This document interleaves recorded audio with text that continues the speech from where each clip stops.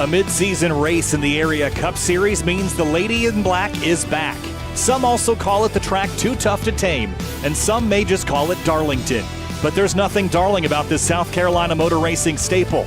200 laps tonight in this throwback evening and round number 8 of the Area Cup Series. Hi everyone, Kyle Heyer joined tonight by Finian D'Cunha and Hunter Sleppy. And guys, welcome back. It's been a couple of weeks since we've had a points-paying race here in the Area Cup Series, but back in no better way than to Darlington, South Carolina. Finian, this place is awesome. We love racing here, but it presents a massive challenge to everybody. I was going to say we were on break for a couple of weeks, and what a track to return to for these guys. What an immense challenge for these guys to return to back on racing here. It's a very small group here at Darlington, up right against the wall, an iconic run around this fantastic racetrack and historic racetrack, and these guys are going to have to be on it all night long here for 200 laps. There's a couple of crown and jewel events that everyone wants to win, and obviously that's the Area 500 and the Area Southern 500. That we are back here tonight for the Area Cup Series. And looking at some of these guys that are already locked in, you're going to have to refresh and refocus, except if you're already locked in. Jake Matheson, Jake Nichols, James Skyley, Travis Beckner, Connor Horn, all with wins, all locked in. They can go into this race with ease.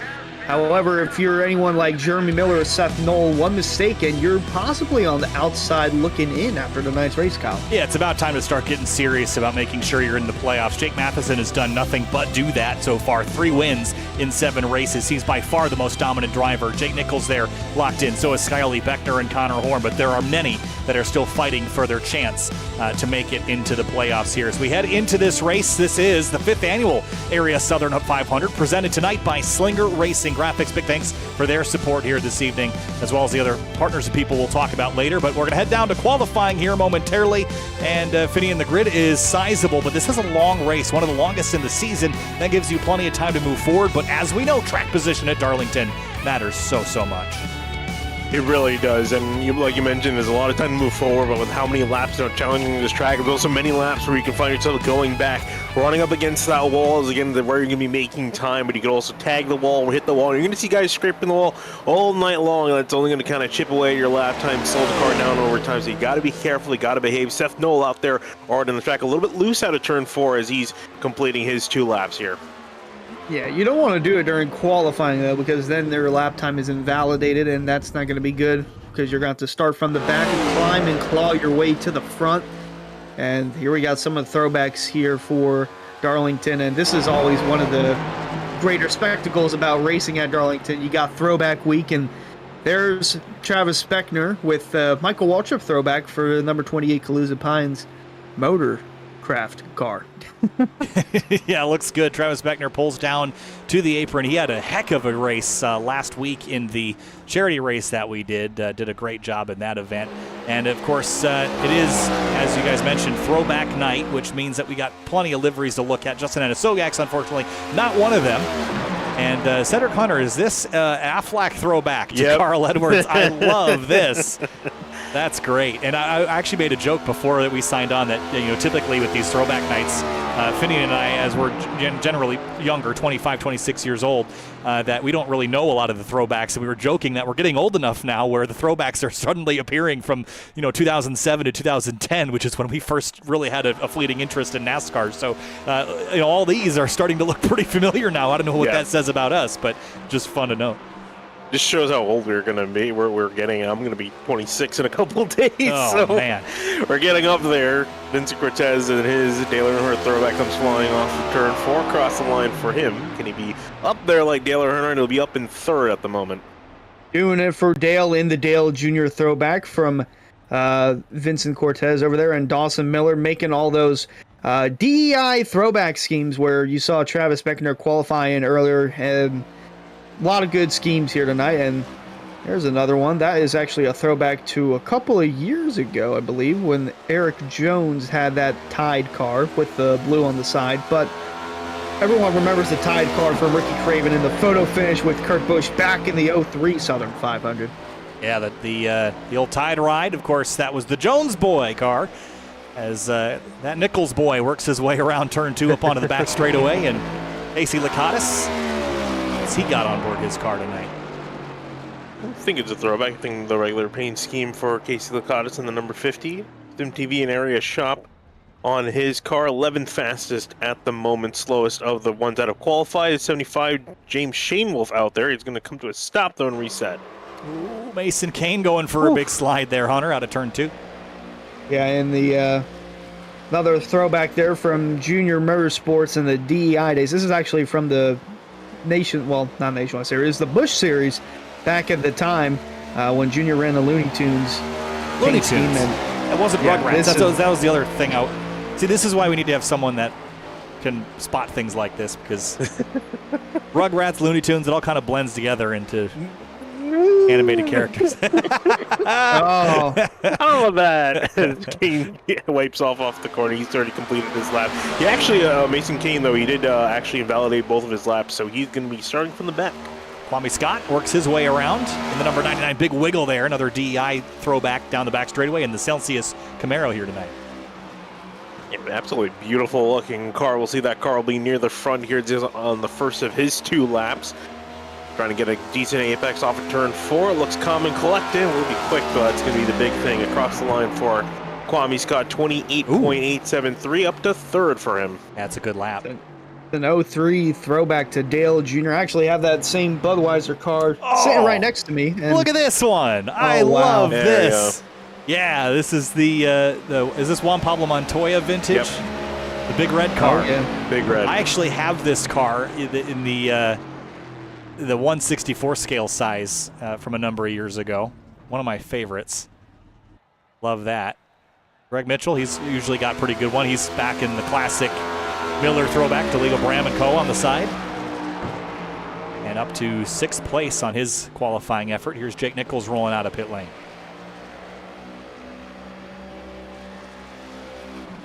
Beautiful number 73 for Jake Nichols. See if he ends up near the top. Trying to think which year or which driver's paint team this is. Can't quite recall off the top of my head. Hunter, throw it to you.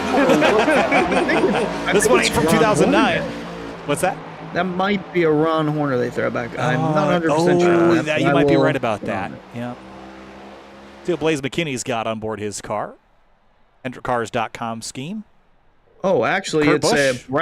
it's a Brad Keselowski paint scheme back to 2007 when he ran that same paint scheme. Was this the number car 9. is this the car that he put up in the wall at Fontana that one time? No, that was the 88. That was the gold 88. This was the 07 truck that Brad Keselowski raced in.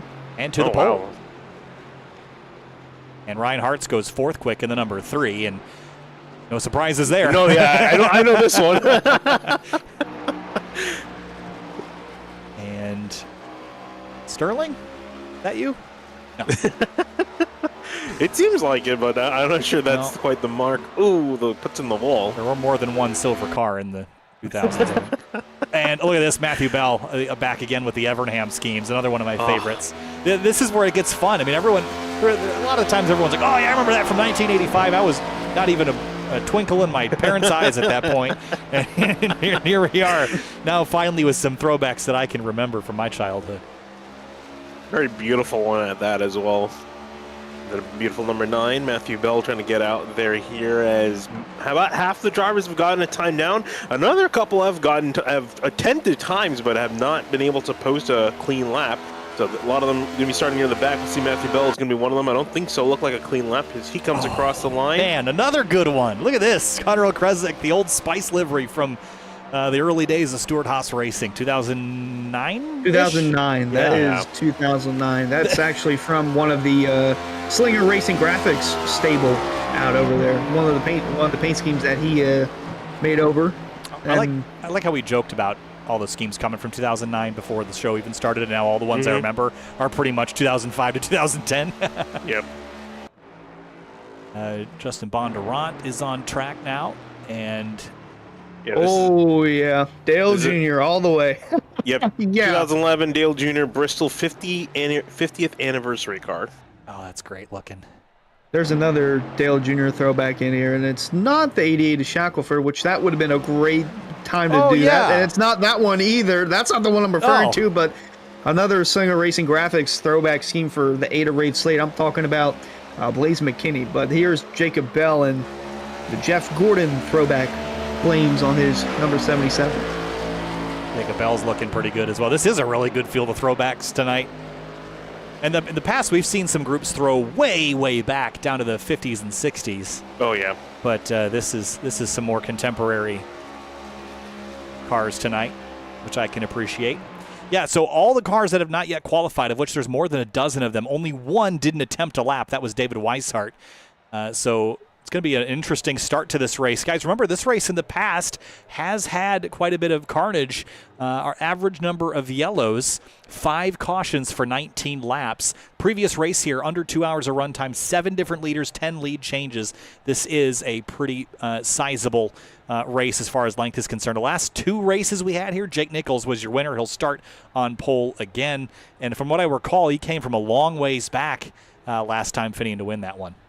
I mean, he's got some stiff competition this year. We've talked about it all season long. This a lot of people stepped up, especially Jake Matheson, who's a newcomer to the scene. He's really stepped up. 3 wins to his name this season so far, and he's going to be starting solid in 5th. So that's definitely going to be the one driver I can assure you that Jake Nichols has got circled on his radar. Yeah, speaking of 3, that is the season Jake Nichols won his first Southern 500, and that was from the deepest in the field. Started all the way back in 32nd and fought and climbed for a impressive win. And like you mentioned, he's won the last 2 times here at Darlington, looking to make it 3 in a row. All right, sorry for blasting ears out there tonight with that as we get ready to get launched here for our 200-lap adventure. This race could go pretty quick if we don't get any yellows, an hour 36 minutes, but we will likely see some along the way. Race fans, be sure to subscribe to the Area iRacing Twitch channel. As a subscriber, you'll have Area iRacing emotes to use in the chat. You'll also earn double channel points as a subscriber that you can use to redeem for free merchandise, all at the price of just $5 a month at twitch.tv/Area iRacing. And race fans, start your engines with a fresh cup of Roasted Gems coffee. Choose from some of the finest coffee beans from Colombia and Peru, or try the blended flavors of French vanilla and hazelnut. Use discount code Area iRacing for 10% off your order at checkout at roastedgems.com. With that, let's get through our Roasted Gems coffee starting lineup, and we'll run through the grid once more. Nice looking Valvoline throwback on Seth Knoll's car as well. We'll try to get through some as we go through the grid. But here we go. Row 1, it's going to be Jake Nichols, previous race winner here twice. Seth Knoll starts on the outside of that front row, Finian. And behind him, Matthew Bell in the number 9 machine, going to be starting on the inside lane. Next to him, Connor Kresick in the number 14, going to be rolling off in 4th. And row 3, it's Jake Matheson in the number 56, another DEI throwback, and conveniently right alongside the number 3 of Ryan Hartz. He'll start 6th. Moving back to 7th, it's going to be Kwame Scott in the number 99. Next to him, Blaze McKinney in the number 87, rolling off in 8th. And 9th place, it's going to be Ed Robertson in the number 64. Vincent Cortez starts in 10th in the number 32. Another Dale Jr. throwback there in row 5. Greg Mitchell's going to be rolling off in 11th place in the number 2. Next to Michael Curran in the 24 in 12th place. And 13th place, Travis Beckner in the number 28. He'll roll off another Michael Waltrip throwback, and Jeremy Miller in 14th in the number 30. Great looking car he's got tonight. Cameron Hearn's going to roll off the inside of row number 8 in the number 4 machine. Next to him, Jacob Bell in the 77 and a beautiful Jeff Gordon throwback. One of my favorites in 16th.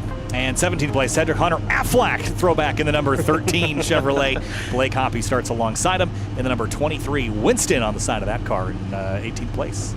Moving on back to 19th, going to be Bryce Senezak in the number 09 machine in 19th. Dom DeLeo in the 22 car in 20th.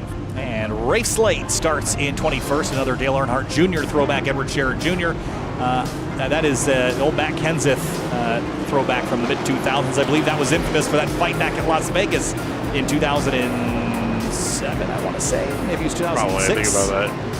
Justin Bonner's going to be rolling off in the number 11 in 23rd. Next to him, Garrett Gray in 24th in the number 5. And 25th place, some of my favorites tonight. Up on the high side, Casey Licata starts in 25th. Then it's Connor Horn in 26th, and that Juan Pablo Montoya throwback in P26. Douglas Newig's rolling off in the 71 in 27. David Wise are next to him in the 33 in 28th. And 29th place, Skylar Shackelford in the number 88. And alongside him, Tyler Nichols in the 41. Ricky Springer, the fabulous Hudson Horn in the 31st place. Next to Mason Kane, the 31 into 32nd place. Ben Pierce starts in 33rd in the number 65. Yusuf Ghali throwing it back a couple of years on SimTV in the number 54. Then it's Justin Anasogak in the number 67, and James Shanewoolf rounding out the rest of the field. The field rolls their way through the last corner. It is throwback night here on SimTV in the Area Cup Series. As we get ready to go racing tonight, here we go, 200 laps. and many more miles at the track too tough to tame. We're underway from Darlington.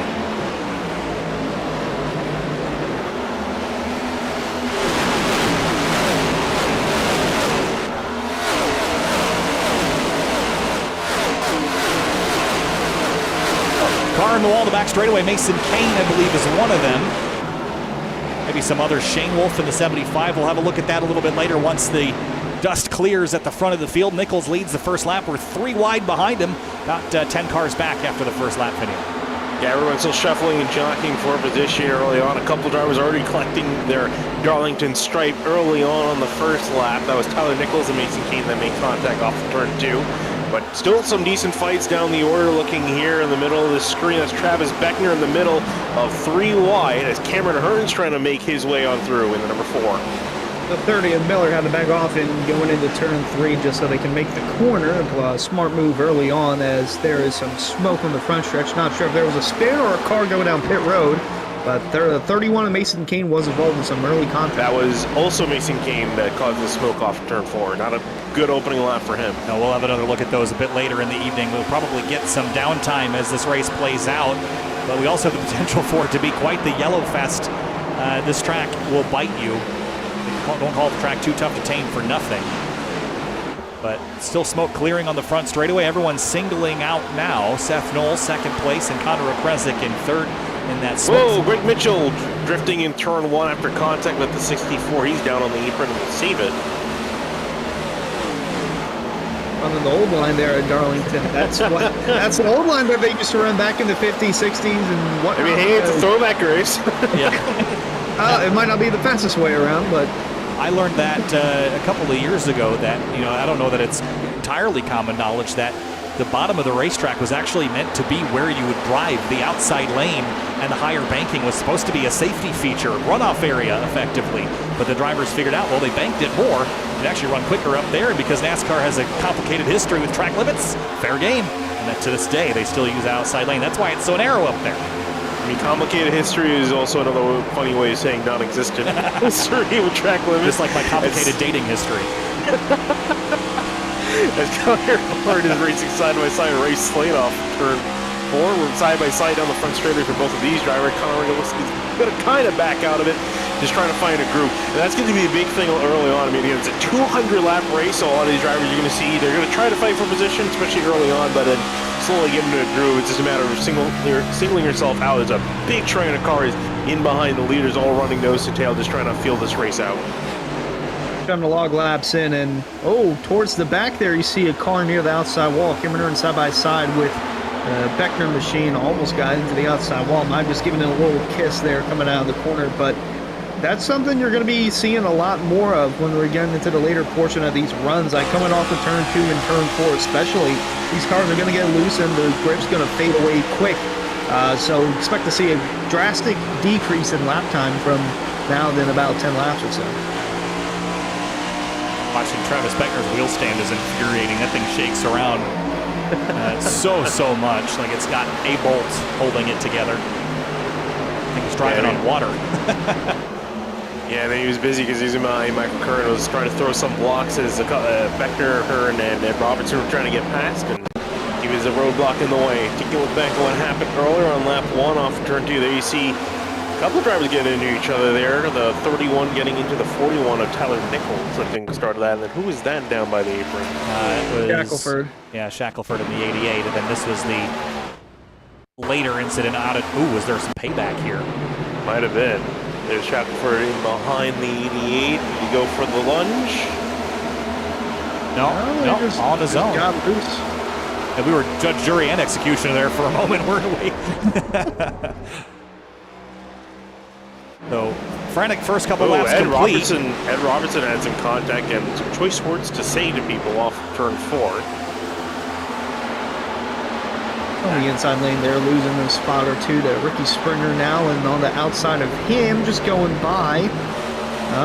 That is 609 Motorsports car, Yusuf Ghali, yeah. And this is a throwback to a Grid Life livery. Yeah, I was going to say, but it looked familiar. Yusuf ran back in 2020 or 2021 on SimTV. They asked me if I still had the base paint scheme for this car, and I absolutely did not. Yeah, I was about to be genuinely surprised if you did have it. No, definitely not. But they managed to reproduce it pretty well, and with the fonts and everything, that's pretty well done. Give him credit for that. Yeah, and solid climb too for Takuma Usagali. Up from 34th, he's up to 22nd so far. Only a handful of laps, so he's definitely one to watch it on the move. Taking a look at Jake Matheson, who's dropped just one spot from where he started, back from 5th to 6th in the number 56 machine. Beautiful Steve Park throwback. Yeah, all the Miller Racing throwbacks are done from Dawson Miller and from Caution. Skylar Shackelford is around. First yellow of the night out of turn 4, it looks like. Let's see what happened to Skylar here to trigger our first yellow at lap number 12. Already sideways here. Seemed like he was all on his own as well. I wonder if it was the same situation that had the 31 sign. Yeah, he was already crashing in the middle of 4. Oh, we got and Ben Pierce getting into the back and finishing him off. But yeah, a lot of drivers looking loose off of turn 4. I mentioned Ed Robertson's. Oh, and he's still yelling on the radio and cursing a storm. Wow. I don't think he's liking the track at the moment because he had a similar incident earlier when I mentioned the same thing happened. He's just loose by himself, got a little tap by someone to finish him off. Oh, geez, he's still going, man. He's not a happy camper. This is one of those moments when people ask me, do I run the radio on the broadcast machine? The answer to that is no. Yeah. If only we had Eric. Eric, unfortunately, not with us tonight. It would have been perfect. I mean, he would have been very busy taking out the expletives because he's cursing a storm on the iRacing chat. It would have been that expletive button. That's the only thing that would have been played. It just would have been beep, beep, beep, beep, beep. Would have sounded like a telegram going through. Man. Like Morse code. Yeah. Big thanks again to Slinger Racing Graphics for presenting the 5th Annual Area Southern 500 as we work our way through our first yellow flag here this evening. And Jake Nichols is in command. A couple drivers hit pit lane. I'm actually surprised it wasn't more guys based on how abrasive this track can be. Yeah, I'm really surprised. I guess guys are feeling it's not worth it. I think, well, again, it's that traffic, that argument of track position, right? They're saying track position is going to be important. It's not impossible to pass here, but it's definitely difficult. I think a lot of people are just feeling it's not worth the couple laps fresher tires over losing a lot of track position, especially drivers that are trying to climb their way forward. So a couple guys near the back are saying, yeah, it's worth it because they're already near the back of the field. So everyone back from 29th coming on down. Yeah. This is a racetrack where older tires are not going to be your best friend, no matter what the case, no matter if it's 2 to go, 5 to go, 10 to go. It's not going to help you at all. You're going to have so much wheel spin, and especially, like I said earlier, on the corner exits. I mean, we've already seen it a couple of times with Mason, Kane, and Shackelford tonight. And here's the sign from Mr. Michael Kern. I don't think we've seen this yet. Nope. Since this is a throwback race, Finian requested Brittany Spears be our Grand Marshal. I don't remember requesting that. You were Spears, I mean, I won't complain. You're a Spears boy? No, but again, I won't complain. Well, we already missed that, so unfortunately. We have an it's onboard. mid-2000s Britney Spears. It's okay. Yeah, we have an onboard now, also from Bryce Senesac. I don't know whether we've had his on board previously, but he's got it now, and he's got triple screens and a nice-looking rig he's got. I think I actually used those rigs. SRO has the same exact chassis that they used at their He's blinking at the same rate that Kevin Harvick is in the booth. Yeah, and also it's a little sad that is now a throwback paint, but RIP. Yeah, right? Fuel. Yeah. Well, coming back to the restart, lap 16 after a single car spin. It was Skylar Shackelford that looped around. In this 200-lap race, we are 15 complete, about an hour and a half of racing remaining. Should we go green from here, there's a long way to go. Nichols chooses the outside lane. He's the control car for the restart. And field works their way out of turn 4 here at Darlington, the Area Cup Series Southern 500 back underway.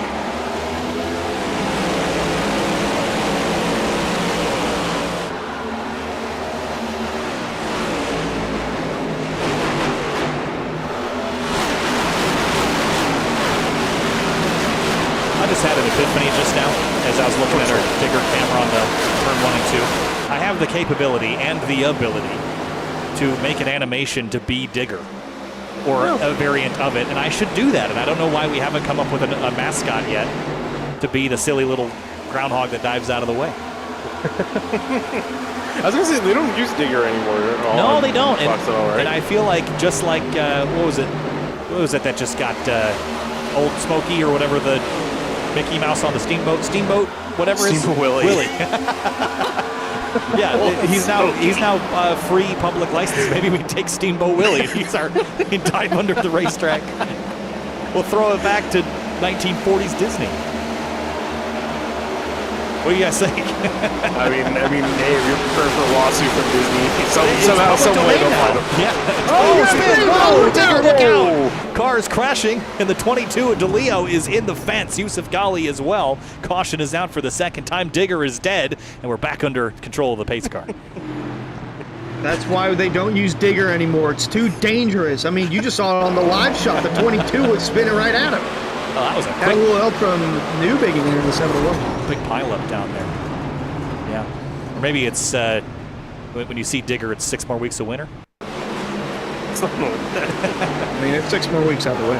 Anyway, let's have another look at this again and see how this started. 54 and the 11. Oh, the 71 and the 22. So the 22 comes off the wall. And that's kind of what triggers this whole thing. Watch the 22 turn in. Or does he bounce off where the safer barrier starts? Then kind of across the nose. I wonder if netcode was at play there a little bit for the start of it. Comes back across the road. Ghali has nowhere to go, and then pow, in goes the 31. Mason Kane has had just a hellacious race so far. Wow, Tyler Nichols was close to getting creamed there. How about that? Yeah, I think the onboard on Justin Bondurant will give us a good view of what exactly happened. Not so good. And then Tyler Nichols diving out of the way. Look out. That's the correct I don't know if you saw that effect. on the tail end of that Bondurant replay, but he had to gas it and smack the wall in order to avoid getting caught up in there. Yep. Here's a look at it one more time.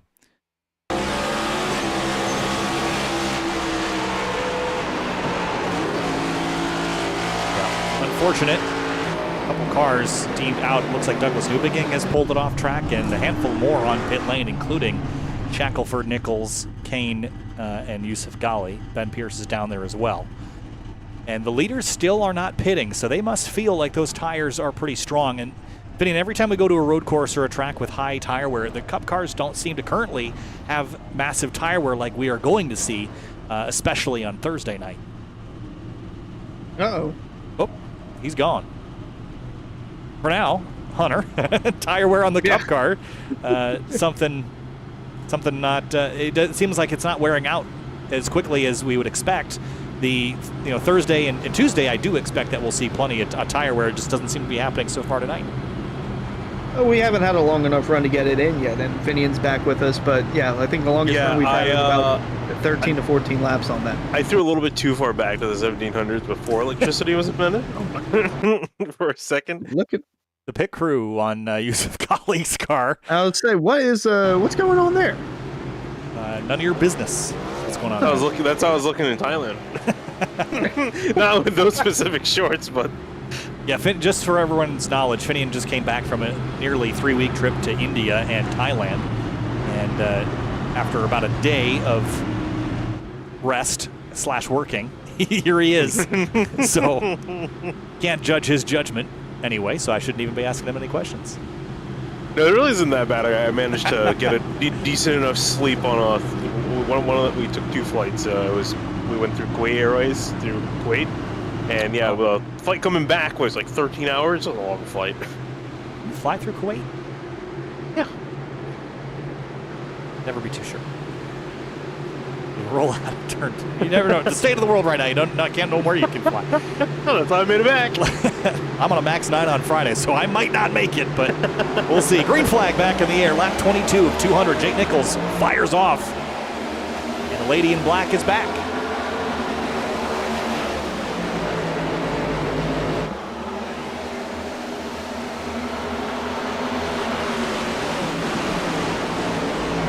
little spicy down the back straightaway, almost 3 wide there as the 56 of Matheson thought better of it, and that was probably best.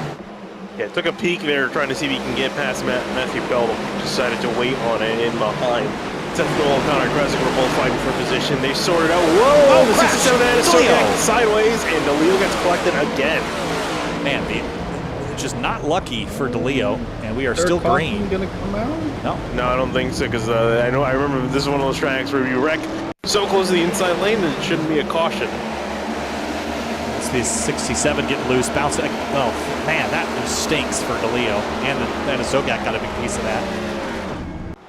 So crash there, but we stay green. This is about to be a crash. Here comes the 13 of Cedric Hunter. The 30 of Miller split down the middle. His teammate on the outside swings around, and comes the 42, then the 8. Man, this is wild. Playing on both sides, trying to get position there. There's 51 Ricky Springer trying to get a spot as you look further up the order. Here's a battle for position. Kwame Scott trying to make his way on through. We'll get past Connor Kresick up to 3rd for him. Ooh, and car on the wall back there. It was the 87 of McKinney. I know I said I loved his throwback because it was a junior throwback, but he changed that. And no, I think McKinney was telling me in the chat earlier that his scheme wasn't working in trading paints tonight. Oh, that's a shame. I saw it in the racing paints picture on the Discord channel on the area Discord. It was a 2014 National Guard throwback to Dale Jr. Oh man, yeah, it's nights like that I'm often inclined to think it's my fault, but then everyone else's paint scheme's working fine, so it's just one of those nights. Connor Horn is getting busy now, working over the 32 of Vincent Cortez. He's been busy trying to get up from 26th place. I think it was one of those drivers that didn't get a qualifying time down because he hit the wall. So been trying to make some hard work here through some of these yellows to get up through the order. Now up to 13th, and as you mentioned, in a battle with Vincent Cortez just ahead of him. Yeah, Connor Horn, man on a mission, trying to get inside that top 10, closing in on the 32 of Cortez, who, along with his teammates over at Miller Racing, running the DEI throwbacks and running pretty nicely there in the 12th spot. And saw the hand behind the steering wheel for Connor Horn. Car on the wall, hard on a turn 2. Douglas Newbigin pounded it. That was a huge impact there. Man. He walloped that thing. He nearly straightened out the Darlington kink. Yeah, he was already really high. You'll see here, everyone coming down low off turn 2 is way too high and took a decent chunk of the wall, as you mentioned, so he's going to be hurting. Nearly made Darlington symmetrical there for a moment. Gosh. Seth Noel and Jake Matheson trading spots, move the 56 up to 3rd, and Okresic putting pressure now on the 1. I was trying to see if he can get past Seth Noel holding steady here. A beautiful German Benson throwback, Valvoline. Love that paint scheme, one of my favorite Valvoline paint schemes out there. As Okresic's trying to muscle his way on through. Indeed, on board with the 1 of Noel. There comes Okresic in the 09 Stewart Swagger Old Spice throwback from Slinger Racing Graphics. He's got 1 of 6 cars here tonight, and blinking in and out, but currently running inside the top 5. And as mentioned, those 2 up the road in 2nd and 3rd, the DEI cars of Kwame Scott and Jake Matheson. I know we didn't make picks tonight, guys, but I was going to go with the Kwame Scott machine just because it looked the best out of all the cars. Well, let's make picks now, I guess, so we can get him in the points. I'm going to roll with Jake Matheson. I like the 56. I like that he's been so successful this season. I like that he's running 3rd and moving forward. All right, I'm going to go with the boring pick. 73 Jake Nichols. I mean, he's got the track record to go with it, so he's leading pretty decently so far. Yeah, he's won the last 2 Area Southern 500s, and tonight the winner gets $70, $20 to 2nd, and then $10 to 3rd, so $100 total on the line for the first 3 positions, currently being held by Jake Nichols, Kwame Scott, and Jake Matheson. Connor Horn up underneath Vincent Cortez for 12th place, and Ricky Springer and the fabulous Hudson Hornet right behind. Cedric Hunter fighting with Rafe Slade in the background there.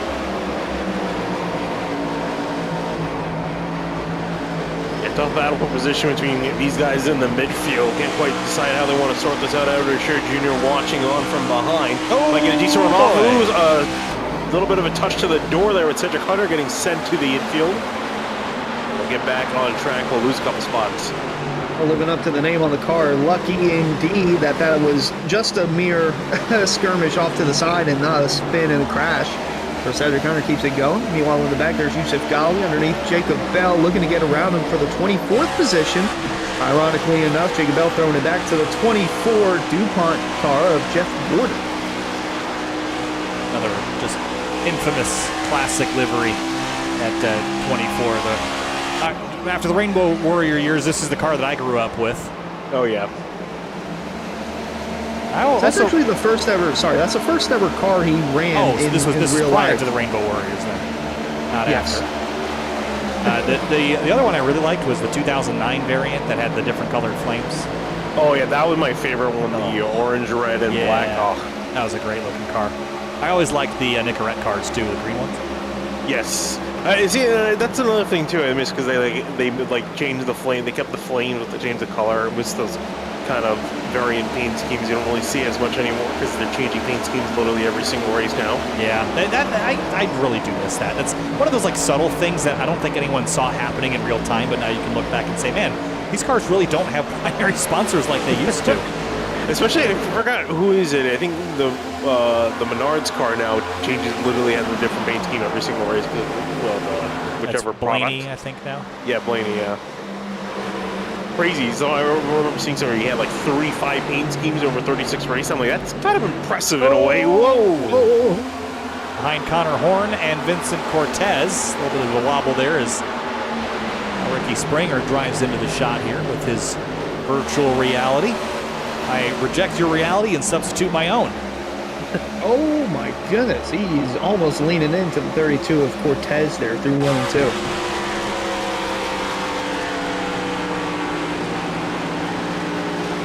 Running in behind the 32 of Vince Cortez. Ricky Springer's come a long way up through the field from 31st up to 14th. So that 51 car's been making some work. Ooh, just behind him, Scherer and Rafe Slade almost had it coming together. Just behind that, there's a car we haven't talked about at all tonight. David Weishart started 28th and slowly but surely making his way forward, but he's got a pretty fierce contention to work by. Passing has been historically a challenge here, but it seems like it's not been as big of a deal tonight. Mobility's been pretty strong. And guys, just for reference, we talked about the tires being rock solid here on these cars. We're only down 0.7 of a second after 38 laps. That is not the tire wear that we're going to see tomorrow and Thursday.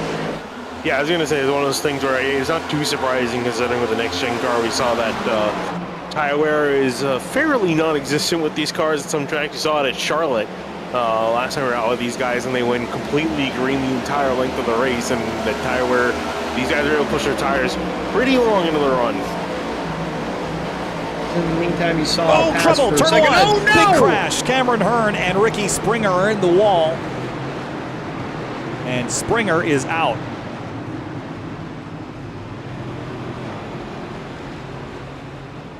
That was a pretty rough lick to the outside wall. I'm amazed that car didn't have any decent suspension damage. He took a huge hit. And in fact, there's not a whole lot of damage at all. Yeah. Considering the impact he took. I thought there'd be a lot more, but he just kind of got hooked in a similar fashion on a different part of the car to what happened with the 22 earlier.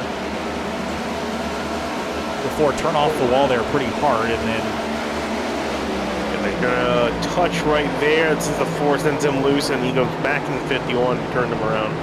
Hearn was able to just grind it to a halt down there on the apron.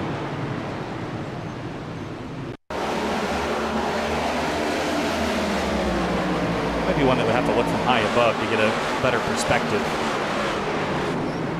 But Looks like he goes to bump. Oh, sorry. It looks like he goes to bump Cortez, and then after that, moves the car to the right into the 4, and then he loses it, gets it back into the 51 of Springer. Yeah, that's what I'm seeing as well. He just slightly moves to the right, bounces into the 4. He hits the wall, overcorrects, turns the 51 into the outside fence. Look at Rafe Slate. Rafe Slate splitting the difference. Put that on the team. Nice fast. Rafe Splay. Rafe splayed out. Through the middle. Look at that. See Spartan. Yeah, it looks like Race Controls agrees with their assessment. 51 given an EOL. Interesting. I wonder, he He will probably feel different about that. Oh, he definitely does feel different about it. Pit stops for the first time tonight. At some point, you're going to have to put fresh tires on, and here is everybody. Yeah, I think this is a perfect time to come on down. 41 laps in the run, get some fresh Goodyears on your car, and everyone's off and away. Scott is coming through pit lane. It'll be Jake Nichols leading Matheson, Beckner, Knoll, and Tommy Scott. Ooh, I think Connor Kresick has gotten a speed penalty. Yep, dropping to the rear, and that's going to be a costly one. We're almost a quarter of the way done with this race. It's actually going by at a pretty good clip, and it's taken a lot of drivers. I mean, they're making passes. The mobility's not been bad, and you see Jeremy Miller following back there as well. But you don't want to get yourself back into a trouble spot and get yourself caught up in a wreck. Travis Beckner getting some spots on pit lane as well. Kresick sped. Is that the exit? No, he sped on entry, I think. Or like near the beginning of pit lane. It's kind of weird. Because I was looking at him exit, and he exited kind of slow. It was on the entry, like right after they passed the cones, he gassed it up to like 47, 48 miles an hour. I think that's where he got him. This pit lane is one of the most challenging in motorsports, under green in particular. Doesn't surprise me that you can see some mistakes under yellow as well. So we make our way through this race here, though. Race fans, make sure you head over to simwrapmarket.com for custom iRacing paint scheme templates that are simple and easy to use, so it keeps you more focused on the racetrack. simwrapmarket.com. They are a replay partner of the season, giving you all the ability to look back on the incidents that have happened so far, of which my bookmark list is growing at 42 laps into this 200-lap race. Yeah, we still got a lot of racing. We're not even a quarter into this thing so far. We're already on 3 cautions. We'll see how this is going to play out for the rest of these guys. Again, I think they're either... I can't imagine a lot of guys feel like they're in a hurry. I'm sure Jake Nichols will love for this thing to finish sooner rather than later, because he's been leading and dominating up there in that number 73. Try it again. After our... How many cautions are we at? Third yellow. We're back underway, and the outside lane, another good launch. That's going to bring Seth Knoll right back to the rear bumper of the 73 into turn 1. Matheson's fighting hard on the bottom there, though, in the Miller Racing car. Yeah, Blaze McKinney putting the number 9 into the wall a little bit on that restart. He's going to dive down low a little bit, trying to get past Kwame Scott. He gets a little bit loose. Oh. Here comes Matthew Bell trying to make a move on him, and Vincent Cortez also trying to make a move in behind. A lot of slicing and dicing there for that 4th spot on the racetrack, actually right behind them. Blaze McKinney 6th, 7th, and 8th. Bell and Cortez going at it, and now you see to the inside the 4th spot being held there by Travis Beckner going back in line, but door-to-door in 1. Yeah, still side by side there with Cortez. And a decent pit stop sequence, got well ahead of Connor Horn, who he was fighting with earlier. Connor went back a few spots in the pit lane, slide, spin, back straight away. Shackelford's in the fence, everybody scatters. And we are green still. That car is going to be big time damage with that impact. Just got loose out of the corner, and look at Cameron Hearn dodge that. Some people might say you hit that wall a ton. I've never seen anything like that in my life. Oh, that was tight on a 2 between Beckner and McKinney. That was almost a crash. Close quarters battling between these two. McKinney will lose the spot. Beckner up to 5th in that number 28 machine. He's trying to get in a hurry. I think he feels that something's coming. That number 28, he's one that he wants that track position. Further in behind, Connor O'Horn duking out Edward Shearer Jr. He will get up to 11th. And it's 1 spot shy of cracking that top 10, being held by Rafe Slate in the 8, who you just saw him a moment ago go through the middle to avoid a crash with Ricky Springer. And now, moving a little further back here, Greg Mitchell on the bottom, getting passed on the outside by Yusuf Ghali, and possibly David Weishart's got a good run going in 3. He sure does. Come from a long way back in this race. But Mitchell's going to throttle up mid-corner there and try to make it hard to complete this pass. Ed Robertson watching from behind, 9th back to 17th. Has not been the night he's been looking for so far, to say the least. But he's had many comments to say about it. But he's been keeping it strong up inside the top 20. Whoa, he gets a little bit loose off the corner, though. I have to say that. We'll get past that Mason King on the back straightaway. Back up inside the top 10, a battle for position going on all board. The 8 of Matthew, actually the 8th spot held by Matthew Bell in the 9. You got Vincent Cortez up there running in the 7th spot, and a little further back, Connor Horn dove to the inside. Not going to get 10th from Rafe Slate, but closes back in line, and Ryan Hart's now under battle from Yusuf Ghali. Got losing some spots there. And Golly closes in and makes the pass on the 3 and moves on through. Seth Knoll is hounding Nichols for the top spot here, keeping him honest at the very least. And Jake Matheson is not too far behind, and I think the 56's patience tonight could be a virtue. He's got 3 wins on the season. He's got nothing to lose, so why not be a little riskier with the strategy? I think he's got the pace to back it up as well. Yeah, I think for him it's just a matter of, do you want to push now? Is it even worth pushing now? We're just now coming to a quarter of the way into this race, so we have so much racing left to go, and he's up there with the leaders. Think of anything, might want to try to see if he can get past Seth Knoll. Was side by side a little bit earlier on, was trying to make a lane work. Knoll was going into a bit of a block, so he's kind of stuck back in third at the moment. Let's see if he can get a really solid run on Knoll. Yeah, Matheson back in third with 3 wins on the season, most recently from Charlotte on the oval side of things. And Seth Knoll down 5 positions in the points because he missed that Charlotte oval race, but that's 4 top 5s to his name in 6 starts this season, and all right behind the 73 of Jake Nichols, trying to secure his 3rd straight Area Southern 500 victory.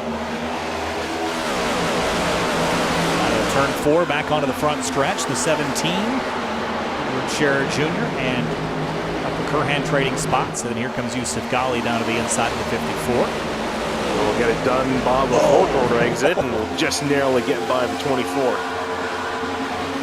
There's a 3 of hearts now down to the inside, looking for a position from Michael Curran.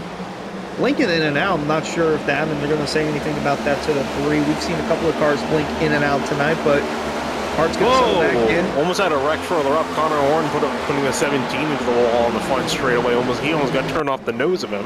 Taking a look at a sim-map market replay of what happened. Ooh, that was tight. Right there. And the 17 jumped on the brakes and probably saved both of them there. We'll get a brake cut for you now, maybe not later in this race. Battling going on back here. There's number 3, Ron Hartz, who will defend from the 2, and then Yusuf Ghali will defend his position from Michael Curran. As they all somewhat single file out and go into a bit of a calm. We knew that we would get some calm points in this race. It's just how it kind of pans out here at Darlington, but and we are finally seeing drivers start to stretch out a little bit, but there are still groups of cars, and when you get groups of cars, you get stack-ups that then can lead to collisions. So we're far from out of the woods yet as far as yellow flags are concerned, but laps are clicking down at a pretty good clip at this rate. Past that, the 1/4 mark here, and we're making our way towards the 1/3 mark relatively quickly. The thing is, when you get these stack ups, everyone gets stacked up, and they got guys trying to take advantage of it. Like we're seeing right now, Connor Horn making the move on the Rafe Slate. Battle for 9th position between these two, and some door-to-door contact in 3 and 4, still dooring each other out of turn 4. And Slate's going to take the run off the corner, and then almost clear 42. Connor Horn not giving up. Yeah, no one's backing out of that yet. The 8 of Slate going to have a run off the turn. Oh, and the Scherer Jr. sideways through the middle, 1 and 2. Going to keep it straight. Oh my goodness, he's going to lose a good bit of spots, but it could have been a whole lot worse. Matheson for second on Seth Knoll. He's going to complete that pass. Now Jake Nichols has unfriendly offense in the rearview mirror here. And Yusuf Ghali and Everett Jr. going back and forth off who caused that. I was not too happy, of course, with the 17. Didn't see that there had actually been any contact. There was a very minor bit of contact because Ghali was looking to the outside. Here's potentially some contact here as Matheson throws his car in and will take the lead away from Nichols. That came out of almost nowhere. The leader in the Area Southern 500, ironically on lap 56. The 56 car of Jake Matheson going to pull through and lead his first lap. All according to plan.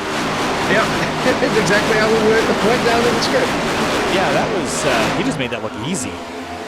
What happened is Nichols got a relatively poor run off turn 2. Matheson got a great run, and then he used that run down the back straightaway to throw it into 3 and seal the deal. So Matheson saw the opportunity, and there's not going to be many coming, and he took it. So he will now keep the lead. We'll see if Nichols has anything to respond with as he's now finally getting pushed out of that lead position. See what he can work with. And that's what surprised me is Jake Nichols doesn't get a poor run out of anywhere. And and didn't get the good launch that he needed. Matheson quickly right by him, Hunter, and now Matheson stretching the gap up to 2/10. Going to try and set sail away from the 73, who's got the 1 right behind him. That teammate Seth Knoll, running in the 3rd spot. But back here, battle still brewing between the 9 of Matthew Bell and the 32 of Vincent Cortez. 7th up for grabs going into turn 1, and the 9 of Bell for the moment has it. Here comes Ada Slate with a strong run, but to no avail.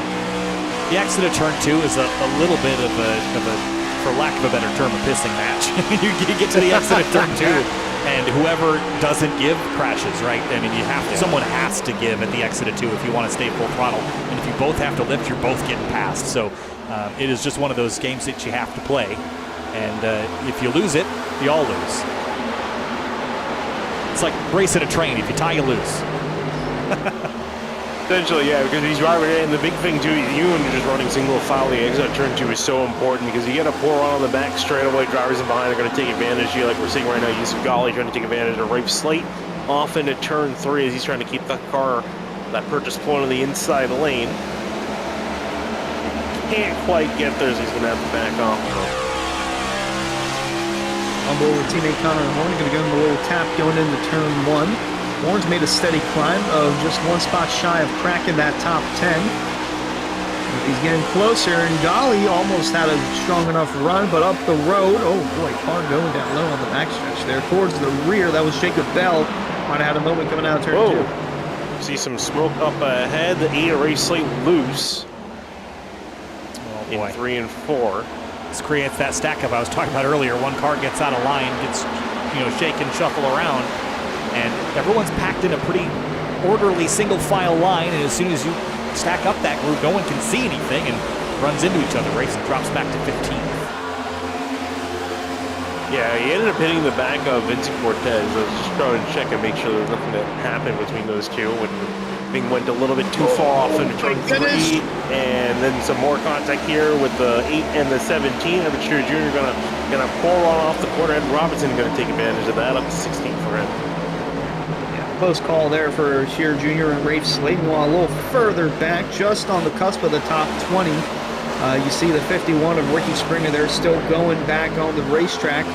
Got the 30 of Jeremy Miller, and now a little further up the road, battle for the lead once more. Jake Nichols applying pressure on the bumper of the 56. Yeah, I thought Matheson was going to drive away. He has not done that. Nichols has kept him honest and actually run him back down. All the while, Kwame Scott and Seth Knoll are trading spots for 3rd place. Oh, they're going to get together also. Oh, and Seth Knoll going to lose another spot. Beckner going to get around the number 1 machine, so Seth Knoll dropping back to 5th. Not done yet. Blaze McKinney is going to be the next one in the lineup, going to throw it to the inside. Relays making the charge inside the top 5. McKinney to the inside of Knoll, trying to stop the bleeding from happening, and it looks like it'll suffice for the moment. As Kwame Scott, Travis Beckner made their way past the 1, and now Jake Nichols closer on the bumper of Jake Matheson. Cameron Hearn working over Connor O'Kresick. Remember, that was a pit lane speeding violation. And it's Cedric Hunter. 4th caution of the night, lap 65.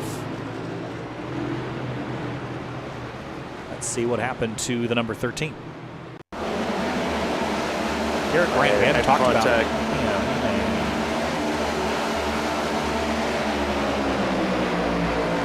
there contact from behind? Why is it always this part of the track? This is the 3rd time this has happened today. We see this a lot at this track. It's hard to tell if that 75 was involved. Just because the straightaways are very long and straight, and the cars are not set up to go straight. They're set up to go left. See a little bit of wheel cranked in it? And the slightest of upsetting can knock the car sideways, bounce it off the wall, and you're... Combined also with the fact that it's effective to the side draft these cars. Does the 75... I think it's a little bit of both. So the 5 goes to side draft, the 13 gets a little tap from Shane Wolf in the 75. That bumps the car a little bit to the right, so I believe that's what the cause of the caution. I don't know how much that forced the right turn, but definitely didn't help. Pit stops again. Everyone's coming on down, and this gives the 56 a chance to solidify this lead. A couple of cars did not pit. Ed Robertson, Cameron Hearn, Jacob Bell. That's an interesting strategy. Yeah, interesting indeed. I don't know if I would necessarily agree with it, but I don't know. I guess they're figuring that maybe they're gonna have to do at least maybe one more. I would say probably 2 stops, right? So At least. Definitely at least 2. Some are Yeah. going to do 3. And there's Matheson went battle off pit road, and things got good there for the battle for third for a moment with Kwame Scott, but they'll come out third. Now we'll see how things reshuffle when they get back to the restart and see what kind of pace these front 3 have if they decide to stay out. Or front 4, rather. Shane Wolf is out there as well. I think he rolled through. So he might want to go to pit road, but just missed the stall. No, looks like he decided it against it, so he's going to stay out there. We haven't seen hugely significant tire wear, but that was a pretty decent green flag run, so I'm not sure that I would bet on all the pace in the world, but maybe it's worth trying now because we have so much time left in this race that maybe there's an advantage to testing that strategy now versus later. Yeah, I mean, it is definitely better to do it now than later, right? Because you don't want to. If it goes bad and goes horribly here, you have enough time, I would argue, to make up for it later on in the second half of this race. But if you're making the move with 50 laps to go, you don't have time to recover if things go south. So it'll be. I'm sure everyone's gonna be watching with intent to see what this top 4 can do with older tires than everyone else with fresher tires, because of course it is track position is going to be key at the end of the day with these drivers, and when it comes to strategy, you're going to want to be up here as front as much as possible when you can. See, those fresh tires are worth anything. Race fans, be sure to check out rickshotsauce.com for some of the best hot sauces made locally in South Florida. Try the Loxahatchee Classic, Golden Garlic, Palm Beach Pineapple, or South Beach Heat. Follow the Rick's Hot Sauce Rookie of the Year Battle in the Area Cup Series and see which driver will take home the $100 prize as the highest finishing rookie in the point standings. So the field works their way through turns 3 and 4. Coming back to the restart, it's Ed Robertson in command of this one. And Cameron Hearn on the outside. First time we've had someone restart on the bottom as the leader. Let's see how it works. Green flag back in the air. Solid jump for Ed Robertson is going to jump to the lead. Jacob Bell, Cameron Hearn going to duke it out for second place. And Bell not quite able to get up through the gears as quickly as he would like. And here comes the field. Jake Matheson going to storm past the 75 of James Shane Wolf. Oh, big stack up here with Matheson leading the way for drivers with newer tires. This is not going to be pretty coming out of turn 4. It's not pretty going into turn 3 either. This is a real mess. And Matheson up against the wall with barely any room. Crash, turn 4. Crash in the background. Rafe Slate's in it. Casey Lakatos is in it. We're probably going to stay green. We will. And we'll bookmark it, look back on it later. And out of turn 2, everyone wiggling and wobbling again. 77 got displaced. Oh, spin. 454. Golly down to the inside. He's going to miss the wall and hopefully stay on the bottom of the racetrack. And we will still remain green. Dropping like flies. Oh, there they go. Oh, there we go. Oh, massive wreck in front of the field. Blaze McKinney involved. They're piling in on the front stretch. Oh, my gosh. Oh, gosh. David Weishart up in the air and on his side. My goodness, what a hit. It's calamity all throughout the front stretch and into turn 1. Wow. That was a big one.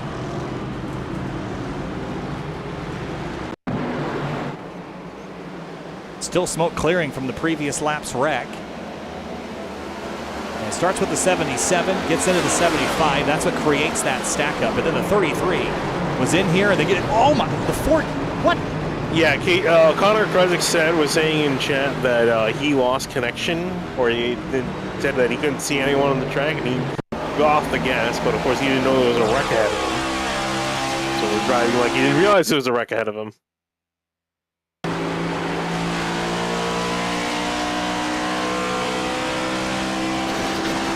I mean, yeah, that checks out. I mean, just flat-footed right through it like it wasn't even there.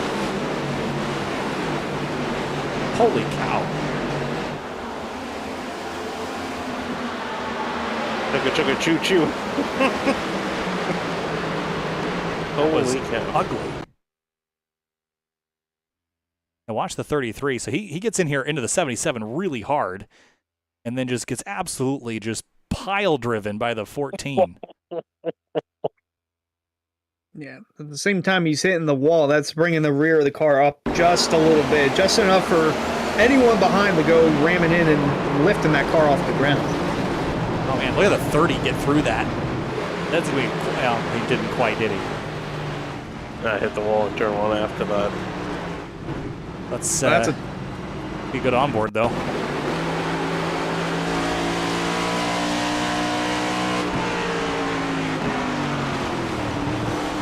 Oh, almost made it. And I technically did. wow. Great car control the whole time from Jeremy Miller. Yeah, it's not all you can do in that scenario, huh? Lock it down and hope not to die.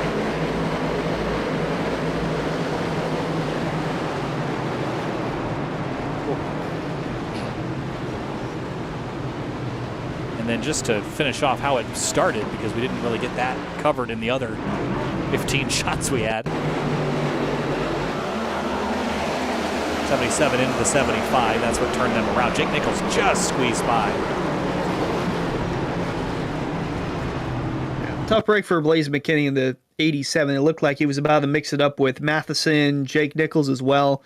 And there you see the incident unfolding, and the 73 Nichols just squeezing by. Oh, the 3 of Ryan Hart's, too. I think he ended up getting in the wall later, but that 33 took a heck of a look. Look at the 13 squeezing through there. A lot of decent avoidance in that one. The 14, obviously not so much, but seemed pretty consistent with what we expected. Yeah, and I'm really surprised with what we just saw, because I think that clearly proved that old tire's not good. Ed Robinson's still out there. So I'm genuinely surprised with that, but I guess he figures it's worth it than coming in after pit and be back in 30th. Well, he's got some Yeah, laps led under his belt, so that's going to be at least one bonus point for the 64 of Ed Robertson, but not sure what this is going to mean on the restart when the rest of the cars behind you, Kyle. They got fresher tires, and they're they're ready to get going back at it. Yeah, they got a heat cycle on them now, though, so not sure if it's, I mean, it's not like it's going to completely negate the advantage, but it's going to make it slightly less effective. Losing the sunlight here at Darlington as we approach the halfway point here in just a few moments. Green flag back in the air, lap 75. Ed Robertson leads the field back to green. Question's going to be for how much longer will he keep this lead, because everyone's going to be hounding him, especially that 56 of Jake Matheson, Beckner, Kwame Scott, Connor Warren, Vince Cortez all in behind. Oh, spin again! Kwame Scott getting turned around. Matthew Bell involved, the caution back out once more. Connor Horn made a move to the inside of Kwame Scott. Not sure if Scott came down or if he just got tapped by the 42 of Horn, but that's exactly what happened.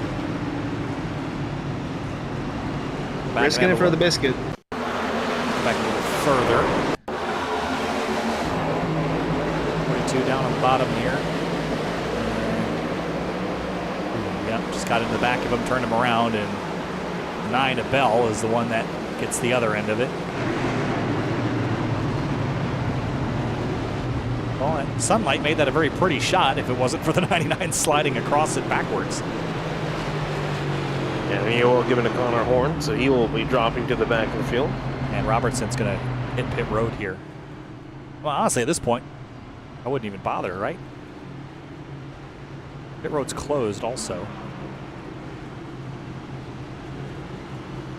I'm not sure if that matters, Ted. I think he just wants to get out of the way. Don't want another calamity incident to happen on the front stretch again, like the caution before this current caution. You know, it's almost like we could look back at history and know that that's a strategy that doesn't always work very well, but maybe one of these days it'll work. Can't know if you don't try.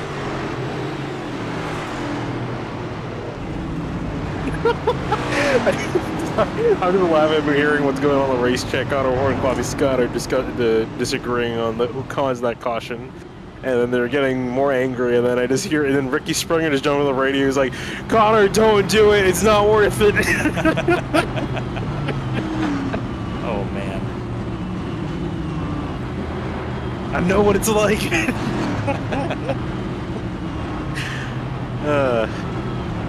That truck says it all, I think. Text him while driving. Don't text and drive, kids. Yeah, I was going to ask. I thought he was parking it, but that was his phone, not a steering wheel. I don't think we're parking. You still got a really, No, he's really rolling, decent too. shot. Yeah. Yeah. Always interesting. Well, Connor Horner and Kwame Scott are going to be nose to tail. I You know, I could totally turn on audio and Zoom and get the inside scoop. But I You get a lot of You'd have to do a lot of words in there censoring, too. yeah. Oh no, I think we there's- just it's SimTV After Dark. I think we just let it loose. The PG-13 broadcast. I mean, I'm fine with it. I don't think YouTube's going to be fine with I it. do mark it not safe for children. It means we got to do something bad to justify me hitting that button. There's a good overview of all the DEI cars from Yeah, what's Miller up with Racing. that? Yeah. Collusion. What's going on up here? They're Connor just that quick, just like back in the early 2000s with DEI. Connor adding in chat, it's not his fault. I mean, I have long since given up the blame game.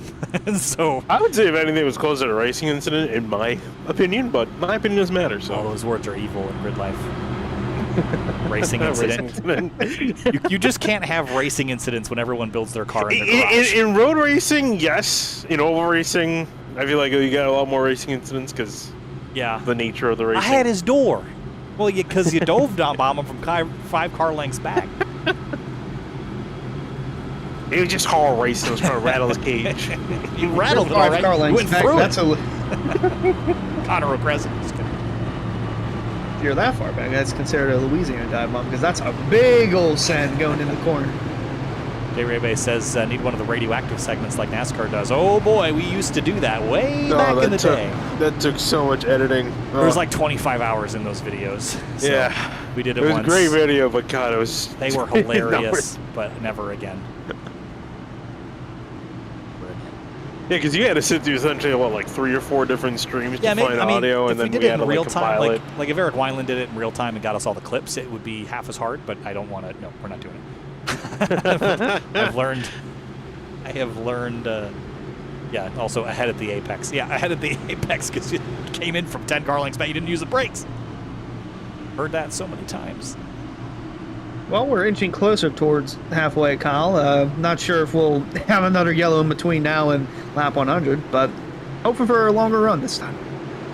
Yeah, well, we had a pretty good pace going there in that middle part of the first quarter. Man, that's pretty granular. The middle part of the first quarter was pretty good. You know, long race tonight. Green flag, Matheson off and away. Looks like the 9 did not get going very well. That's going to stack up the inside row all the way in the back there. Yeah, did you see them 3 wide entering turn 1, and that's always a recipe for disaster. Looks like they're going to get through relatively fine throughout the first half of the pack. Second half, they're a little sideways, but nonetheless, they're still going strong. Michael Curran's got a door full of the 9. He's going to send it down in and keep him at bay. Here comes the 17th Ed Shearer Jr., who's had a handful tonight as well and has cracked the top 10. So is Mason Kane. A surprise top 10 run for the 31 of Kane, especially after his early goings. Yeah, the recipe for disaster has a lot of salt in it, that's for sure. But Mason Kane, how about his night? Started with 2 consecutive spins on the same lap. Now he's back up to the top 10. And this is a recovery drive of the day so far, but a long way from locking it up and bringing it home. Yeah, so I mean, it's kind of true. Just keep at it, and you'll get there. Took him half the race, but he's now up there in the top 10. And so it's quite a bit of racing left to go to make something happen. You caution out Yusuf Ghali, dropping down the order. Shane Wolf as well. He's stopped and bumper sliding down the banking there. Perfect souvenir for someone in the virtual world to grab. Looks like it started with Kwame Scott and Garrett Moran. Oh. The others are just a victim at the end. Yeah, my bookmark screen now has a scroll bar, so it's what tonight looks like. And looks like Scott. Oh, he's going to probably get the UL for that. And not much Shane Wolf could have done there, unfortunately.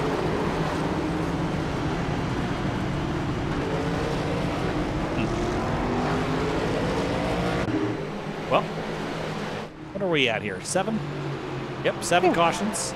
Oh, yeah. 64 of the 84 have been green flag laps. At this rate, we're looking at what, 14 technically by the end of the night? A little over that. 15 or 16. Well, we're not.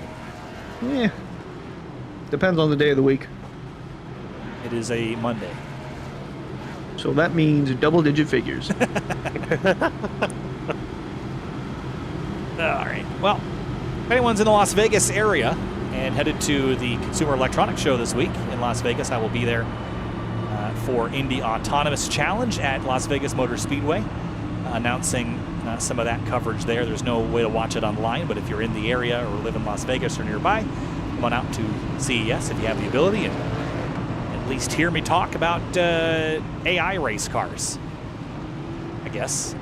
One of the first questions I have to the teams is it AI technically, or is it just pathfinding? Because I don't know if that's AI.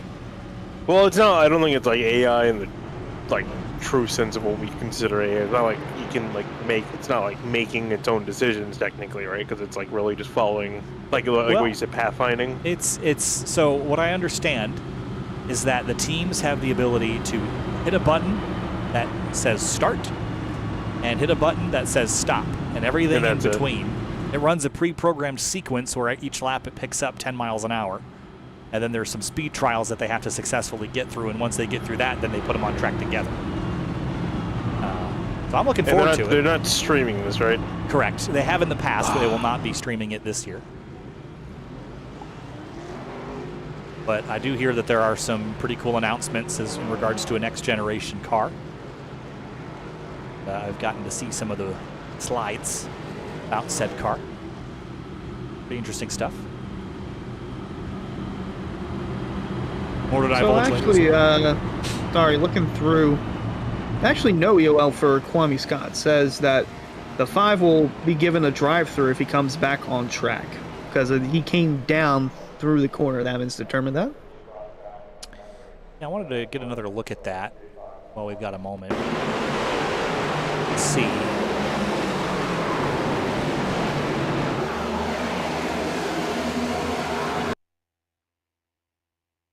Look here. So up in the middle lane, does start to come down. That is very granular, but yeah. I didn't want to say that he came down, but I didn't want to sound too biased because that is the car that I picked to win, the 99.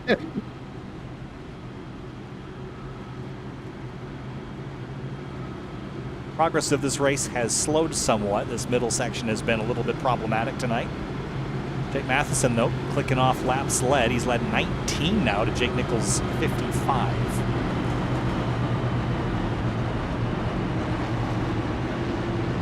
Yeah, Nichols has not had a chance to really get back up there. He's been mired back in some traffic. He's now got Vincent Cortez and Travis Beckner separating himself and Matheson.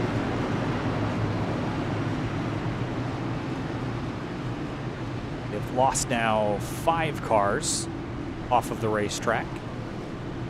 Someone in the Twitch chat just asked, is that DEI running first through third? Yes. Yes, it is. Like I said, collusion. NASCAR gives him preferential treatment because it's Dale Earnhardt Jr.'s team. Except NASCAR doesn't even know this race is happening and DEI's dead, so. They've been very dead. Don't let Teresa find out. You know what a really amazing podcast is the Dale Jr. Download. I listened to that extensively driving back and forth from Rochester to Chicago, and Dale Jr. is a American treasure with all the things that they've talked about and discussed and the insight he gives. And truthfully, I don't know that there's anything he could do more than what he's doing right now. He's just an awesome guy to listen to. Green flag, though, back in the air, lap 87 of 200 in the Area Cup Series Southern 500. That's an off and away. Travis Beckner trying to see if he can get ahead of his teammate in the number 32. And whoa, just barely get by. And here comes Jake Nichols trying to take advantage here as both of these guys are side by side holding each other up. Going to be an outside push for the 32 of Cortez as Beckner's trying to roll through the middle. Going to get close to making contact with his teammate. Oh, it's the big one, guys. Yellow flags once more. At least 2 cars involved in this, and Justin Bondurant is one of them. Greg Mitchell is the other. There was maybe 2 or 3 other cars that were passing. They started they started on the back straightaway. Oh, Ricky Springer was in it too.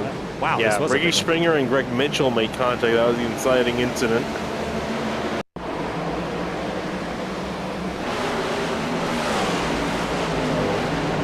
outside here. Springer's going to come up the racetrack, gets into the 2, turns him around, and then Bondurant and the 14 of Okresic. Man, you have to feel for Okresic there. Remember the pit lane speeding penalty? Oh, yeah. That put him back there. That is a bummer. Bartholomew Scott also got through that. I'm not sure if he's got minimal damage on the front of his car, but he snuck through that minorly unscathed. Looks reasonably in one piece.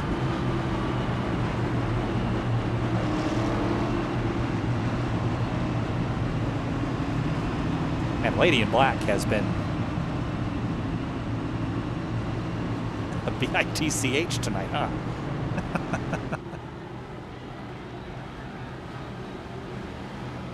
77 getting a free pass there on the outside. Jacob Bell. There's a reason this track is called Too Tough to Tame. I thought that was an old wives' tale. Just kidding.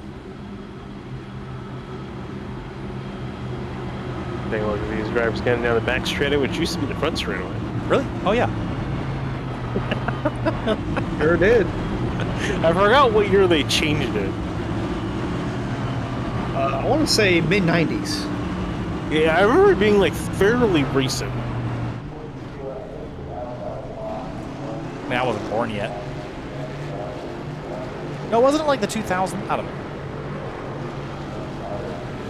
Someone will tell us in the comments. I'll Google it. Fill our time with Darlington 1997. facts. Okay, so I wasn't quite born yet. I was almost born. 1 year before.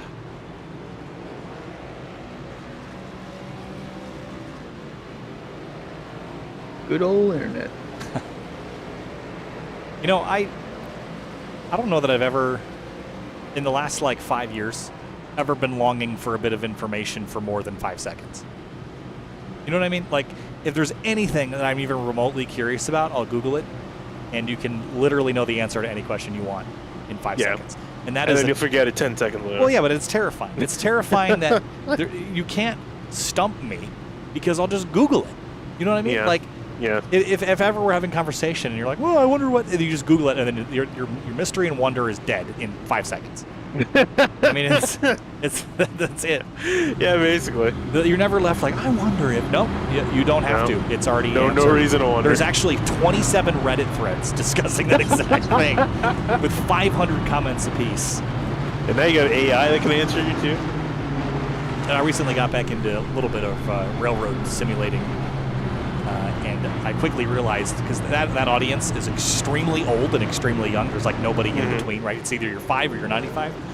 There are forum boards for, sim railroading that like predate regular internet. Really? Like you'll get threads from like 1996, and you're like, holy what? crap! Yeah, it's wild. Wow. And you're like, this is still somehow relevant because I need this answer. And or like reading things from 2005 and you realize it's 20 years. Use Open Rail, right? Open Rails, it's finding less and less reasons to spend time in there. It's open source and it's free, but it just needs a lot of help to matter. But the other train sims are very bad, very money grabby, and my interest flamed up very quickly, and as quickly as it's flaming up, it's flaming out because there's no good games to support it. We really don't realize how lucky we are in sim racing to have as many good options as we do. Here's my little tangent. Everyone's like, we don't need eye candy, all those games and graphics that look good. We don't need that. We just need good physics. I'm like, all right, well, still using 2D sprite trees. But anyway, green flag, lap 92. 8 laps to halfway next time by Matheson, Beckner, Cortez, Nichols. And Beckner, I think, is going to complete the pass here on Cortez, which he was not able to do prior to the last yellow. Yeah, Mill Racing 1-2-3 at the moment, running really strong. Jake Nichols trying to break up the triplet up near the front of the field, but has not been. Had a decent enough run to be able to do anything with it. And see some guys get themselves sorted out midfield on back. looking underneath Cortez for that third spot as the rest of the field works their way down into turn 1. Going to be close, but tucks back in line, and don't look too far back now because right behind that black 73 of Jake Nichols, you'll see now Mason Kane has entered the top 5 and is closing in on this battle for third. Yeah, that's an incredible recovery for Mason Kane after the disastrous start to the night that he had. Running top 5 is way better, and just like that, that battle is over. And Blaze McKinney and Jacob Bell, who had just gotten the free pass, looks like his night might be over. Blaze McKinney was the inciting party in this incident. 3 wide middle, and gets tagged by the 22. Back across the road, and Bell nowhere to go. As you watch from the run he got off of turn 2, got a massive run.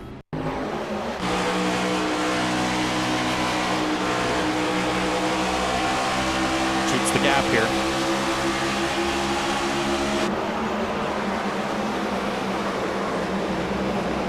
Losing cars like flies at this rate too. That which should get us through this messy period here, but we are burning time like nothing else.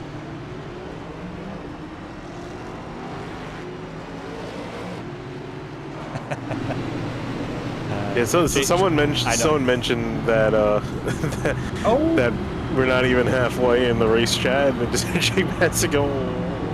Yeah, JT Poole just said Finian has said caution in the exact tone every time. It's like hearing Junior screaming, "We got to crash! We got to crash!" I want to see like a half-an-hour compilation on YouTube. Just there is a problems compilation for Rick Allen. Problems. Around goes. Around goes the 18. Around goes the 50. Problems. Championship implications. He has climbed the mountain of all wins. Oh, God. The wheel is still and perfect. Was it Rick Allen or was it Vince Welch? Vince Welch. Oh, Vince Welch. The wheel is still and perfect. He had a call at Pocono from the 2020 truck race where it was just, I don't even know. He was just saying words. Sheldon Creed splits the deuce and goes right through for the point. The lead is Sheldon Creed. Michael Waltrip just laughing the whole time after that. We're almost halfway there. Well, we're getting off topic. It's starting. This race is it's now 26th on back effectively, with one exception is out of the 36 car field or halfway. Right, we're having historic to the finishing numbers back in the day. Yeah. You know what's crazy? I was like looking at like stuff for like, I mean obviously it's not NASCAR, but like looking at stuff for like Le Mans. It's amazing to me that like in the 60 there'd be like 13 people that would finish the race out of like 60 people that would start. Can you imagine watching that, a 24-hour race and like 13 people running at the end? 13 Chads. Bringing out a 2-liter Schweppes? That's a baller move right there. I mean, it was a 2-hour race and he's already out of it, so I might need another bottle. Is it another 2-liter? It was Schweppes. Schweppes. Schweppes? I don't know how you say it. Schweppes. I have never had that. It's always I'm a Canada dry man. Yep.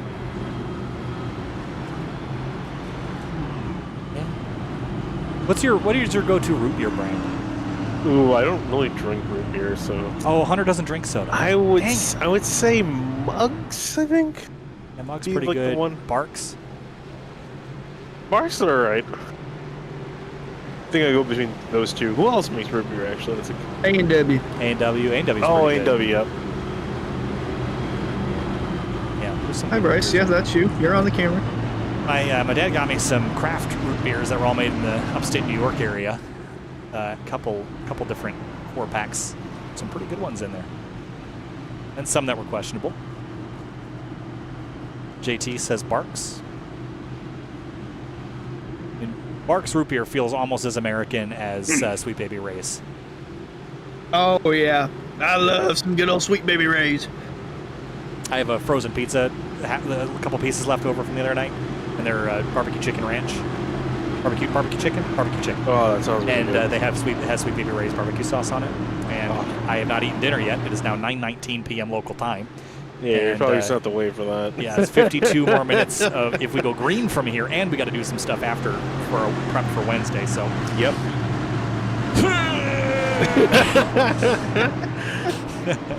come on, boys.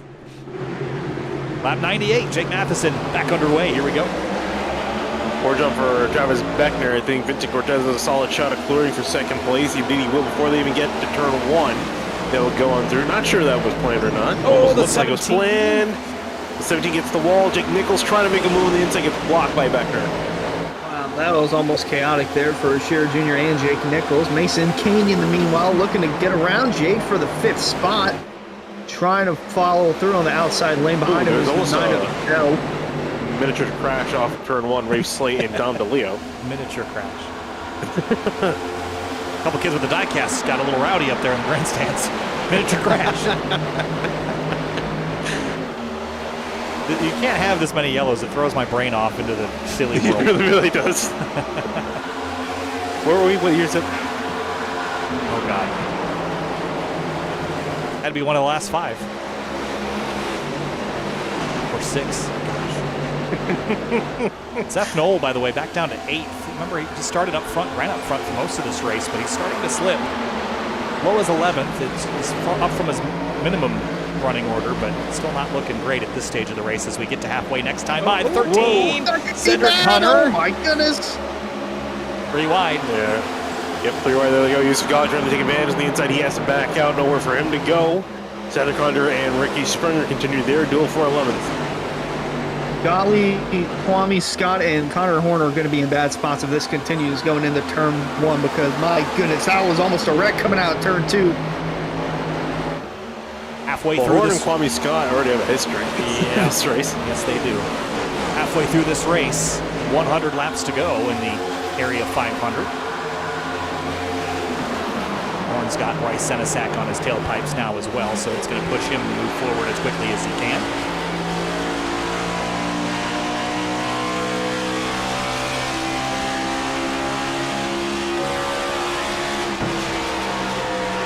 Bryce Senesac has a great view of this, but I would be watching this.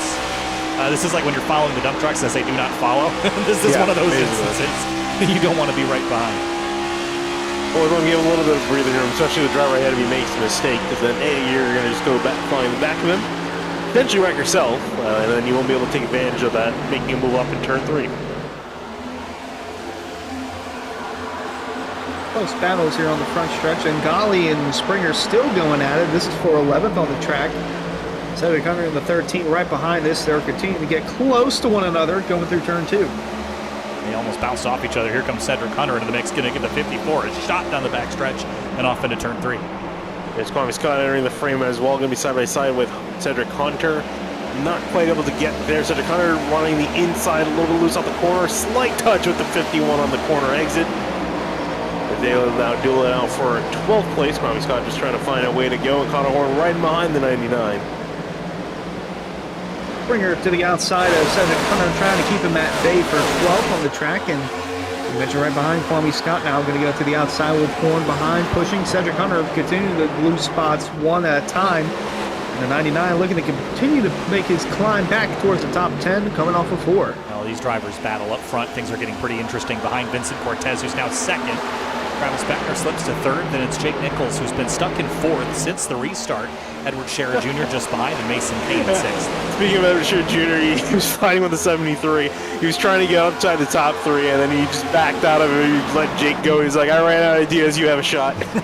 Oh, look out. Here comes Kane back to 5th on the bottom. Yeah, looks like Kane will get that spot. 17 going back out of that, and you're coming up ahead of them. Jake Nichols making a move on Travis Beckner for 3rd.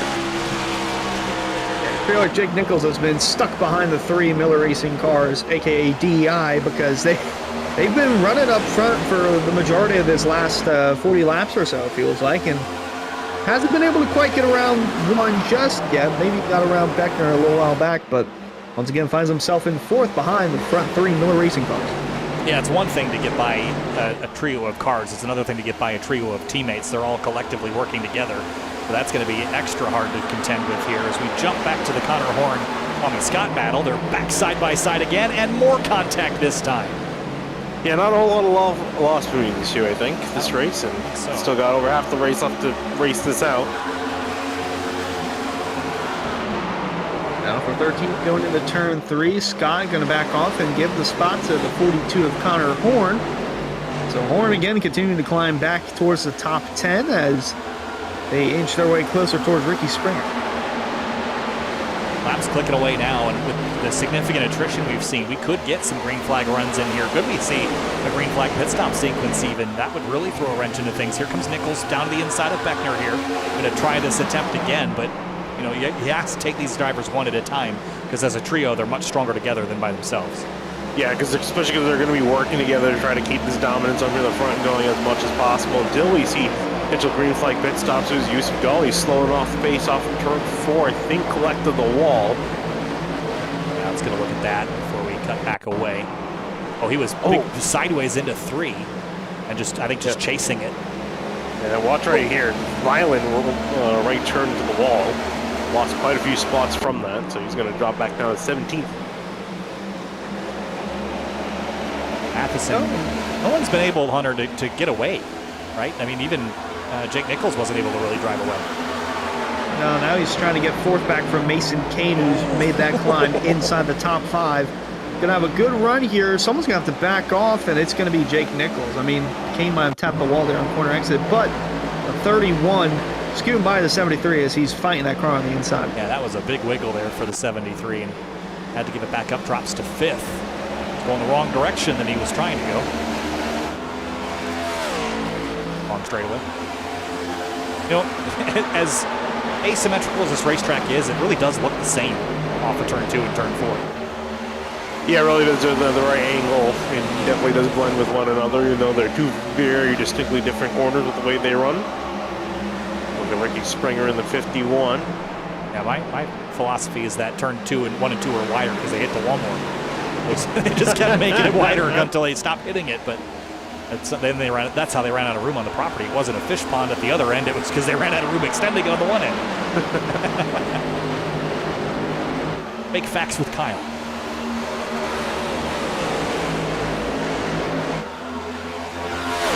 Gotta calm down here at the front. Oh, don't say that. I was getting bored. We hadn't had a caution in 7 laps.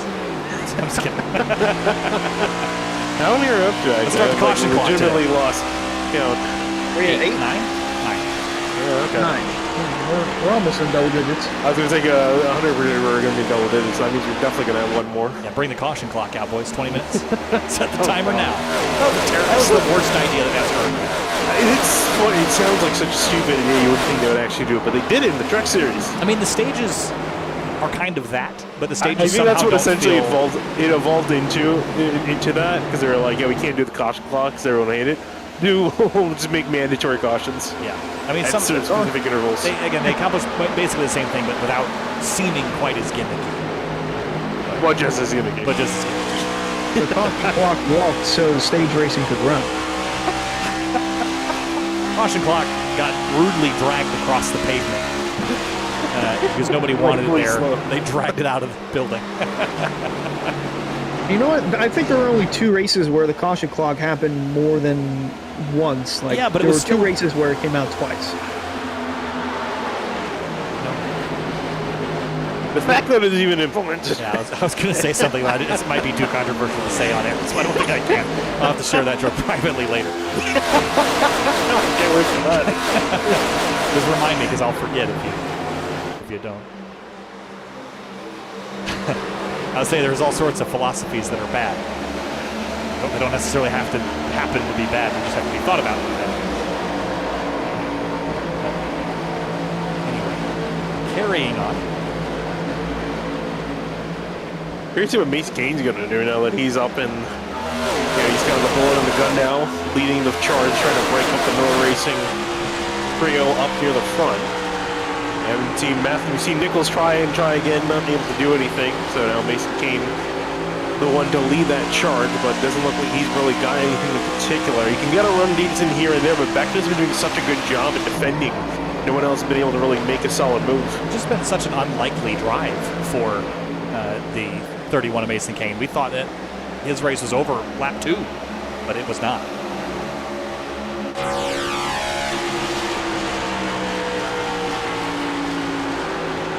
on board with Travis Beckner. He is focused again. We pointed out his wheel stand. Someone's got to get this kid to glue it down, man. It drives me crazy how it shakes around like that. Imagine how dangerous he would be if he had a wheel that was properly tacked down. Yeah, really, because you can imagine how much force feedback he's losing from it, just like shaking the stand rather than his arms. G29 is probably not a lot, but still. I mean, still, what little is there, he's losing out on. Give this kid an AccuForce, he would be dead. Haynes got Nichols. Yeah, back down to the inside again. Nichols slideways, and Seth Knowles back in the party. Remember, I mentioned earlier he was dropping back to the tail half of the top 10, but back in the mix. Ooh, Vincent Cortez in the wall, a little bit loose. Here comes Travis Beckner taking advantage of the situation. This could be what they need. Cortez gets passed by the 28. Mason Kane going to go to the inside of the 32. And they're 3 wide in the background with Kwame Scott getting split. Still 3 wide into turn 3. That popped off pretty quick. Wow, Cedric Hunter running way down low to keep that move going and will secure it, and up into 13th for him. Close quarters racing there, and Kwame Scott getting away with that too, but Vincent Cortez coming through, actually I should say falling back down to 4th. It's Beckner moving up, Kane up to 3rd. They're going to shake Nichols now, looking to continue to send the 32 towards the rear. Side by side going into 30. That's the pass he really needs to make here. I think the 32 is going to be struggling now, sliding those tires around.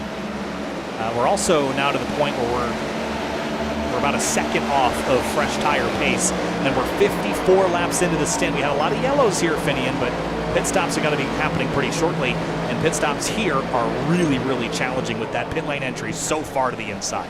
Yeah, I was going to say, I really hope these guys practice it, because if you didn't, you're in for a big wake-up call, because you can lose a whole lot of time trying to struggle to get down a pit lane, especially if you miss it, you're going to lose a huge amount of time and get taken down out of the order, out of the running for the win. So that's something these guys have probably got to start thinking about here as you get later on in this run. Vincent Cortez, you can still struggling trying to keep up with everyone else. Ever sure Junior Connor Horn flanking him in behind. Words are tough, and so is his racetrack as Connor Horn. I don't know if we saw that through turn 4 there, Kyle, but he got super loose there on the exit, and you just saw it again on his onboard going into turn 2. It's going to be interesting to see how he goes through turn 4 this time around as he's back inside the top 10. Got the patent pending cat cam there in the background as well. Bottom left. Mr. Fuzzies or whatever his name is. Definitely not that. But Mr. Mom.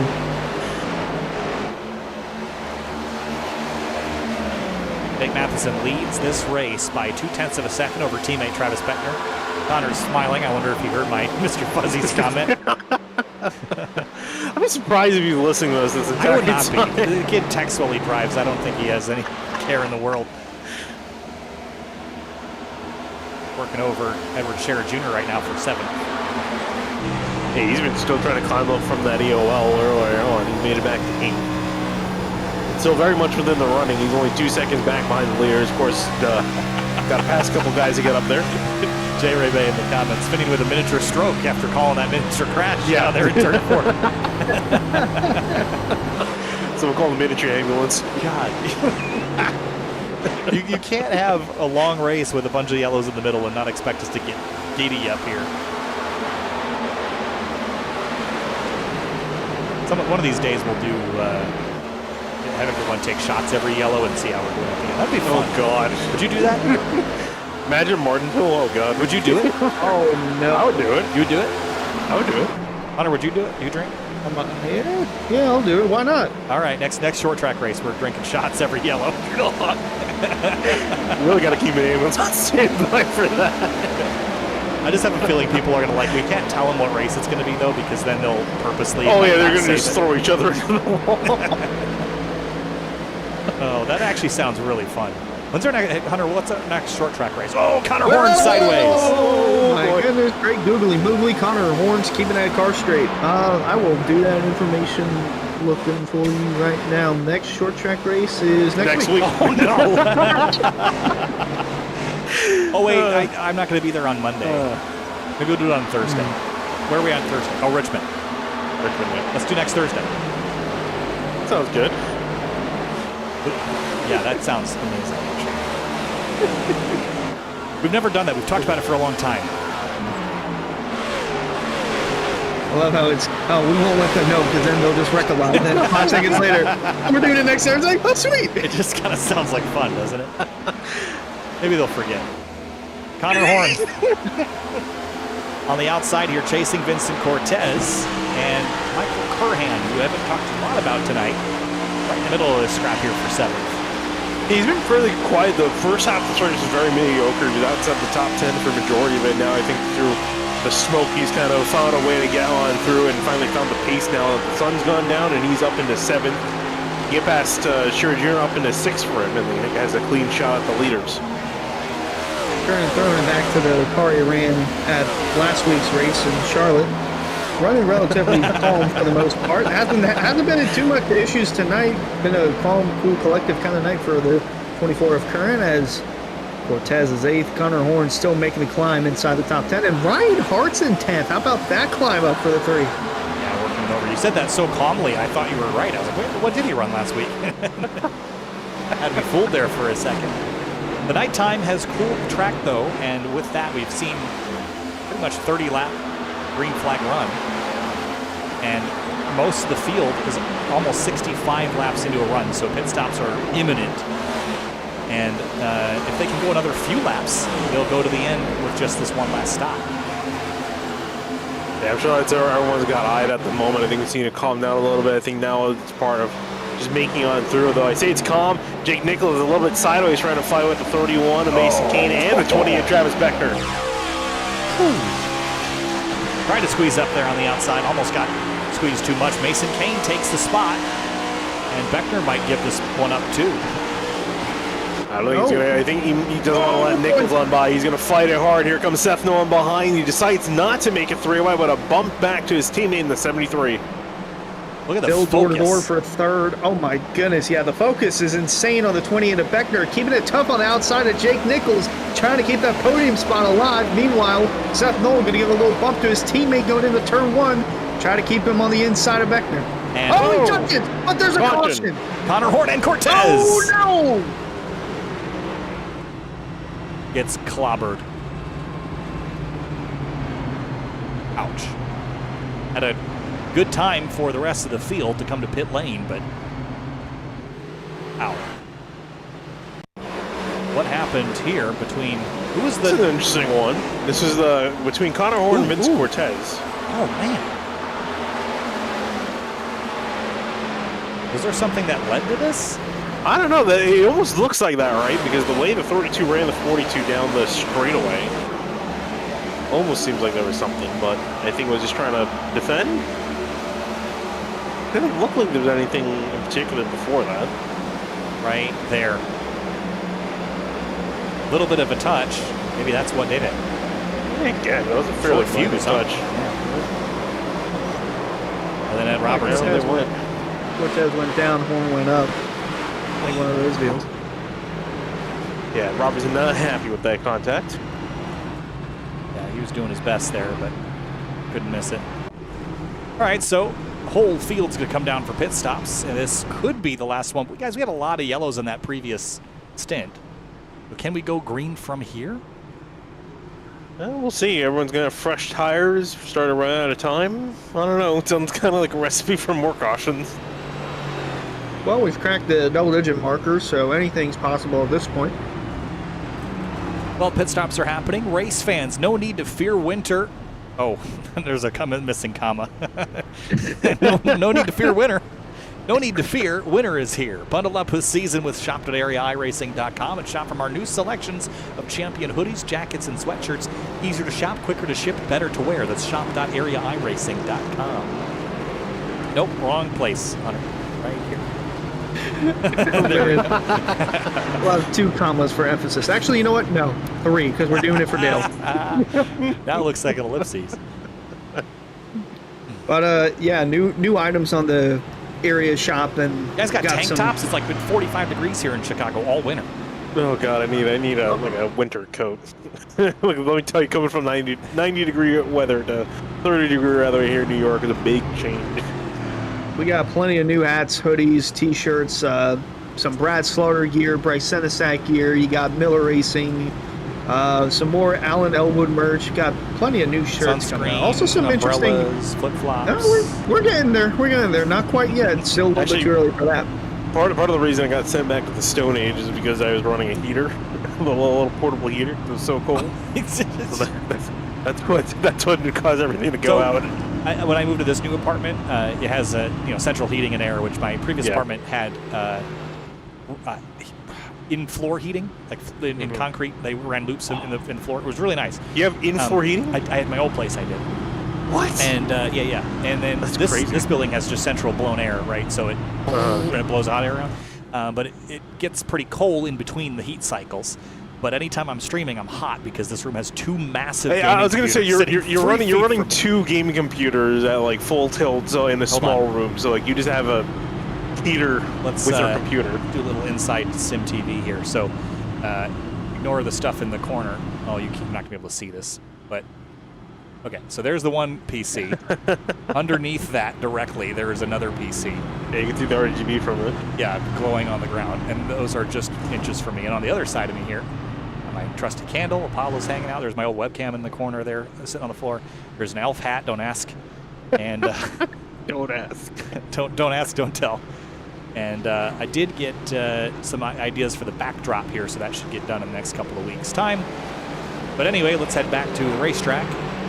As we get one to green here, Matheson and Kane are going to line up on the front row for the restart. Yeah, Mason Kane, this has been a phenomenal comeback for him, right? Because he's kind of what's the word I'm looking for here? I'm trying to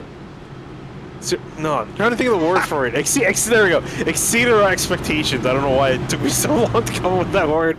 Because he was I was expecting to run around top 10 maybe. Then he run into the top 5. Now he's up in second. Potentially has a car good enough to fight for the lead. We'll see what this fresh set of tires is going to do for him. Also, do anything with it. I just have to share this. This is a product I enjoy. It's not sponsored. It's Philomil candles. The bottom has a hole in it, and there's tins. So when you're done with the candle, you just pop the tin out. You can recycle the tin, and you're not throwing out candle jars every month. There you go. Product placement. Philomil Co. Pay us. Same with the Not a sponsor. Yeah, I mean that was my justification.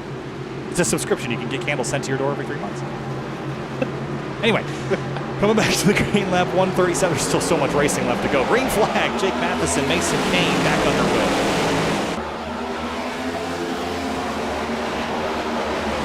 Solid jump for the 56. Ooh, Seth Knoll a little bit loose in turn 1, getting up to speed. Mason Kane able to stay ahead of the 28. And we're right on to second place. See if he can have any sort of shot at Jake Matheson as Jake Nichols back in 5th. Yeah, Beckner gave Kane a run for his money there in the middle, 1 and 2, but to no avail. They'll settle in the 3rd, Knoll in the 4th. Nichols holding that 5th spot. Back in the background, you see Jeremy Miller, Matthew Bell going at it for the 9th spot. Rolling into turn 1, Bell to the inside, Miller on the outside, going to keep that run going. Tyler Nichols, we haven't really talked a lot about him since the start of the race in the time ride. That Nichols boy, 13th after starting him back in 30th. Oh, Travis Beckner, I saw big corrections, and he is in the fence. Oh, and he's going to be dropping down the order. Back to, I think, around 10th is where he's going to end up after some contact with the wall, and had some help entering turn 3. Got turned off the nose of Seth Knoll. Oh. Right here. I think is there more trouble here? Yep. Oh, I think that was caution behind him. And there's a bunch of cars trying to hit pit lane, so I don't know where this yellow came from. No, actually, wasn't retaliation. It was contact with Seth. Are we green? No, we are green. What? We're yellow. We're yellow. The flag's not waving. Oh, I'm in replay mode still. Gosh. I was trying to figure out what was going on. That was so confusing. What just happened? Have you ever? Yes, so I've ever. Confused. All right, so. This was. All right, there's the 13. Got into the 28. Oh, that was the crash. Oh, wow. Yeah, big one off turn 1 and 2. Completely blocked the track. Bunch of cars coming there. You see Connor Horn down to Leo, Kwame Scott. I thought everyone was coming to pit lane because I was in replay mode and I couldn't see the crash. That was a big one. After such a good night. Now Connor Horn's in it too. But I wanted to go back to the initial incident. We were trying to look for that when I noticed that all was breaking loose. And so this is coming off, and watch the run off turn 2 for the number 1. Gets a huge run, 28 not so much. And then of course he goes to the inside. And off the nose of the 1 goes 28 into the wall he goes, and then he gets swarmed. Yeah, and as he got swarmed, that's when the 13 comes down the inside here. And up the racetrack, into him, back across the road, pile driving 41 and Tommy Scott and more. This has been a attrition-filled race. Yeah, well, everyone's been earning their Darlington stripe. And this one's probably going to be earning a piece of the wall because there's been a really heavy contact with the wall tonight, leading to a high attrition rate. Everyone from 25th is retired. I think they actually may want to add that to 24th. Again, Robertson's called it a night. He's been in pit road for 7 minutes. Might be having a couple more after that last wreck.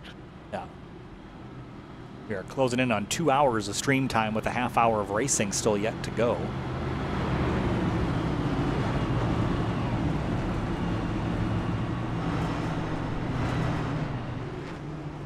Hold on. There's a lot of people interested in the candle thing. Let me go back and explain this again.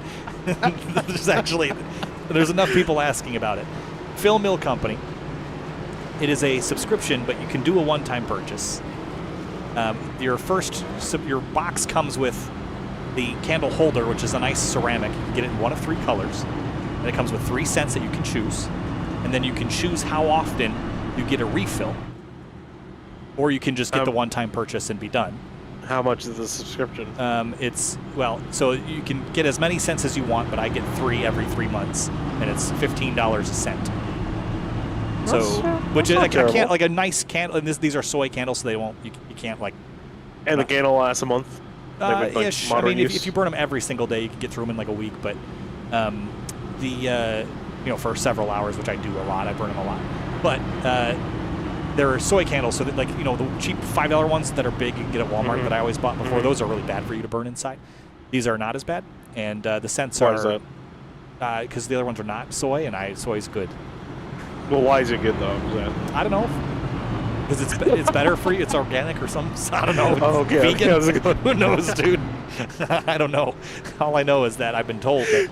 I would hope the candles are Yeah, I mean, look, they used to burn tallow, didn't they? I mean, yeah, but I know we're throwing it back, but I think that's a little bit far. Yes. Here's my beef tallow candle. Burning whale oil. Please date me. Yeah, whale oil. Burning a whale oil lamp in my living room, like it's 1800. Yeah, I could have used a whale oil candle when I was trying to go because I literally when my power went, I lost all the lights in my basement. So I was walking blindly, and I had there were suitcases around the basement from when we came back and unpacked. So I was trying not to bump it on a trip. Yes, but the point of the subscription thing is that you can get it any amount that you want. You don't have to do it every month. You can do it every 3 months. You can do it every 6 months. So you can kind of do it at your pace. But I like that it's more sustainable, and the candle holder is very nice, and it comes with a nice lid, so to put it out, you just put the lid on. Anyway, now that we got that out of the way, not a sponsor.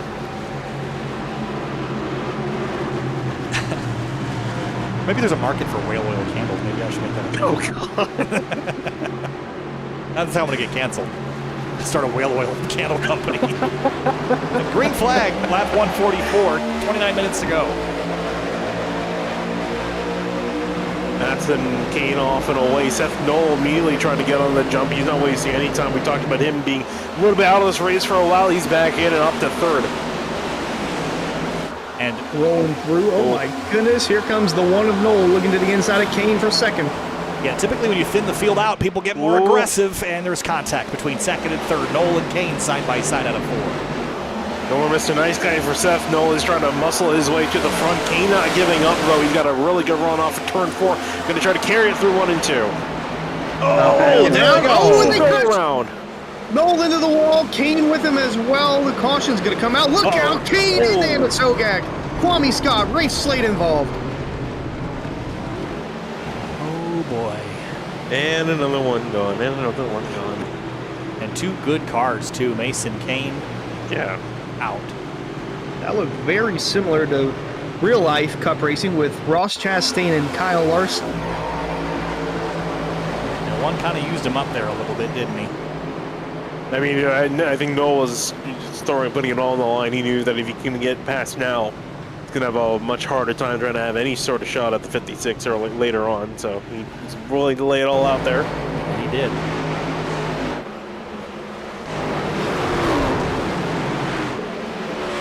Sogak just blindsided there. Oh, and then Bryce Senesac gets in at the end. He almost had it all missed.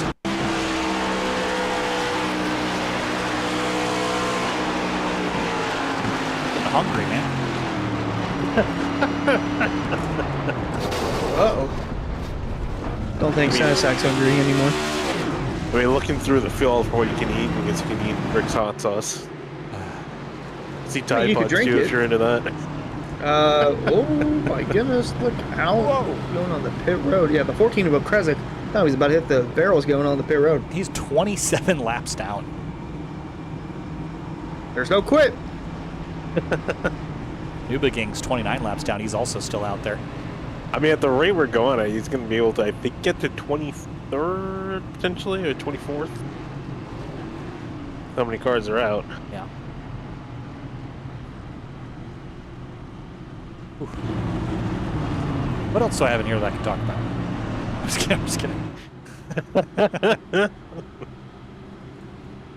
Oh, I just noticed if anyone noticed a bottle on the floor in the pan around, an empty bottle, that is not a beer bottle. I don't have a problem. It's a root beer. It's a root beer bottle. I was talking about the craft root beer earlier. Yeah. My cat knocked it off. Oh, was that it? Yeah, my cat knocked it off the desk. And it just fell in a place that I didn't Steve, see. you didn't say you had a problem, I would have assumed you had a problem. Like, it had to be that you don't have a problem, I think you have a problem. I don't even have beer in my house right now. Because I drank it all. I'm just kidding. I didn't do that. I don't really buy beer. Oh, man. Anyway.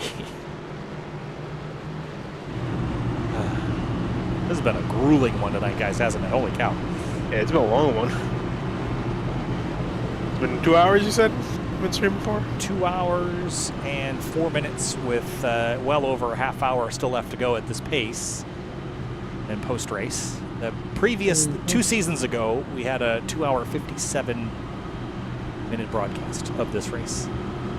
Oh, wait. Guess we're on track for that, I think, right? A little quicker than Kinda. that. As long as we don't have a full divulsion into the medium section of the middle section of the race. I like my race is medium rare. What?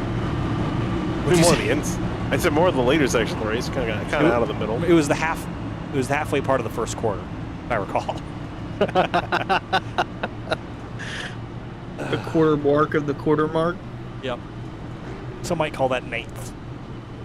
Like I said, I don't have a problem. No one got that joke. Dang it. I got it. Okay. I just...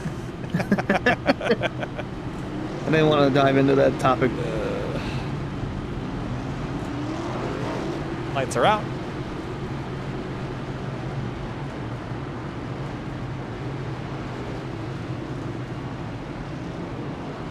Re-racking, restacking. Jake Nichols back to the front row for this restart. Is it about time for him to return to the lead? He led the opening 55 laps and hasn't led since. Yeah, how many has Matheson won now? Probably similar at this stage. More, 83, wow. Yeah, I was going to say, I feel like it was more because he's been, really after Nichols took the lead, had the lead taken from him, Matheson's been leading pretty much every lap since then, so we'll see now. The Titans up near the front of the field, about a quarter of the race left to go. I think we're going to have a duel on our hands here. He's had the DEI cars of Mason Kane was a paint scheme with the Miller Racing cars of Vincent Cortez and Travis Beckner, but those guys have all since wrecked out. Some might still be on the track, but here comes a restart with Nichols now to the outside of Matheson. Michael Curhan's up to third, Edward Sherritt Jr. in fourth, Ryan Hart's back there in fifth. Different group of guys that was up here than about 50 laps ago. 51 to go. Green flag.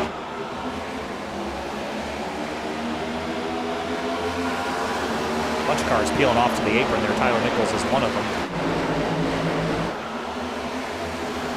A lot of damage cars getting out of the way, so everyone else can race on. Jake Nichols, speaking of which, racing his way around every to secure that second spot. And behind them, there's Matthew Bell side by side with 13, Cedric Hunter, trying to take over 7th place.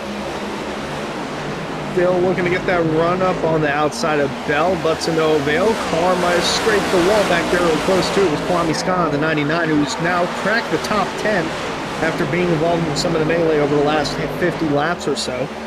On the bumpers, finger for 9. There's a lot of drivers that have been involved in melees at some point or another, but they've had enough time to rebound. Mason Kane has done the full circle where he had issues at the beginning, then rebounded, and then got crashed out again. There's been quite a few drivers that have rebounded with something tonight because of how long this night's been, and now everyone's got a little piece of damage from something. I don't think any car is still clean anymore. Rafe Slate, he was in the wall a couple of times earlier tonight. He's back up to 12th. With Dom DeLeo right behind him and springing to the inside is Seth Knoll, 3 wide down into corner. It's getting ugly here. Jordan or contact with the 8 and the 22. Still contact the 8 in the wall. He's going to spin off of turn 4 and caution. No. What? No caution. Your genuine one was very funny. He spun on the racing line. I'm genuinely surprised by that, but all right.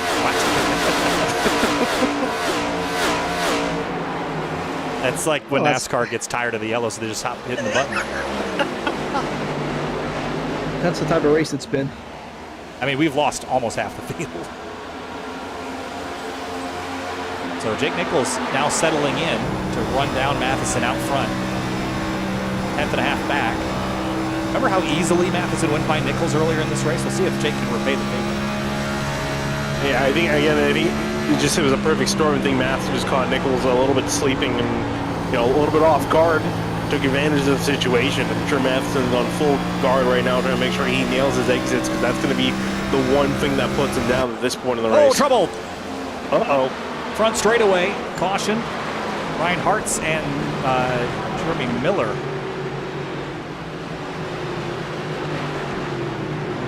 This started with the 17, from what I'm hearing. Off of turn 4 right there. Yep. Oh, man. Oh. Had about as many cars involved in that as I think you mathematically could. Yeah, 3 is just a victim of this, I think. Tried to get away from it, but couldn't. And yeah, I mean, nothing he could have done. He's just passing to that point. Wow, look at Cedric Hunter leaving tire marks, trying to swear around that. Got to ride on board with him. He flew that crashing plane all the way down to the ground, didn't he? The Max 9. Oh, 737 Max 9. Too soon. Haven't even done the flight yet. Oh, God. Woo! It gets always really scary when you lose the back end of these cars. It's because at some points it's just almost impossible to save it, but great car control there. The Aflac car got out of the way. I miss Aflac as a sponsor. They had some of the best ads. What was their saying? Flag. Aflac. Whoa. Pit stops. Where did Matheson come from? Idaho to make that pit stop. Where was the commitment cone there? I'm pretty sure he passed it.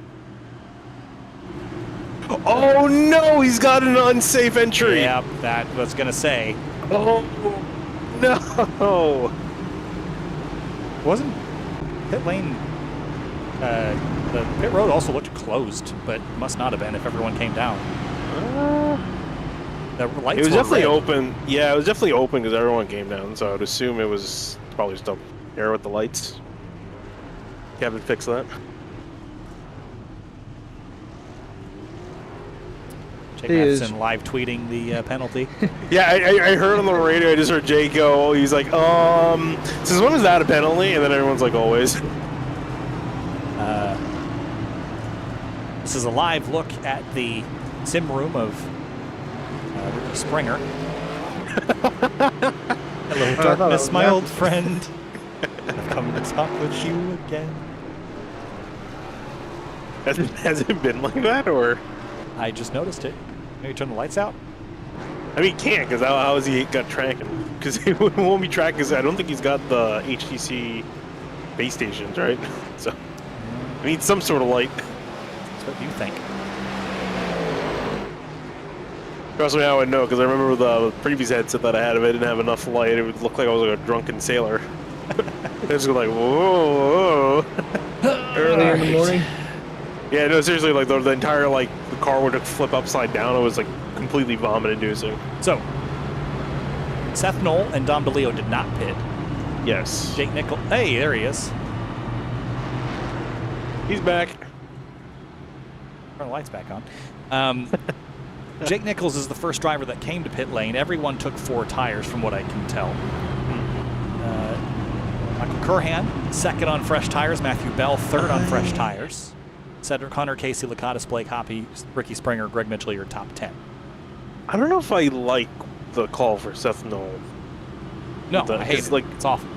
yeah, because we saw even a small difference is significant enough. I don't think it'll be long. Unless he's hoping that the last 40 laps of this race are going to be absolute chaos. How many tire sets do we have here? I can tell you. Because Got Seth Knoll pit an extra time. 6. Okay, so they've got more. But Seth Knoll, had he pit, he would have used up 1 more tire set than everyone else immediately behind him, other than Dom DeLeo. Because everyone else has pit 4 times. Seth Knoll has also pit 4 times. So had he pit, he would have pitted. That would have been his 5th time. Yeah, he would have been for the only final had set. one set of tires left.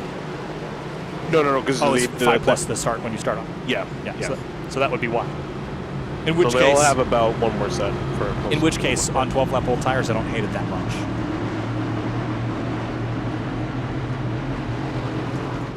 I guess he's just trying to risk it there. Because, let's see. He hasn't gotten a win, so I guess he's figuring might as well, throw a Hail Mary. We'll see if it'll work, though, with 40 laps to go. And we're going to restart the 24 hours of Darlington here in just a moment's time. I'm just kidding. It's actually not that long, but it is a long race.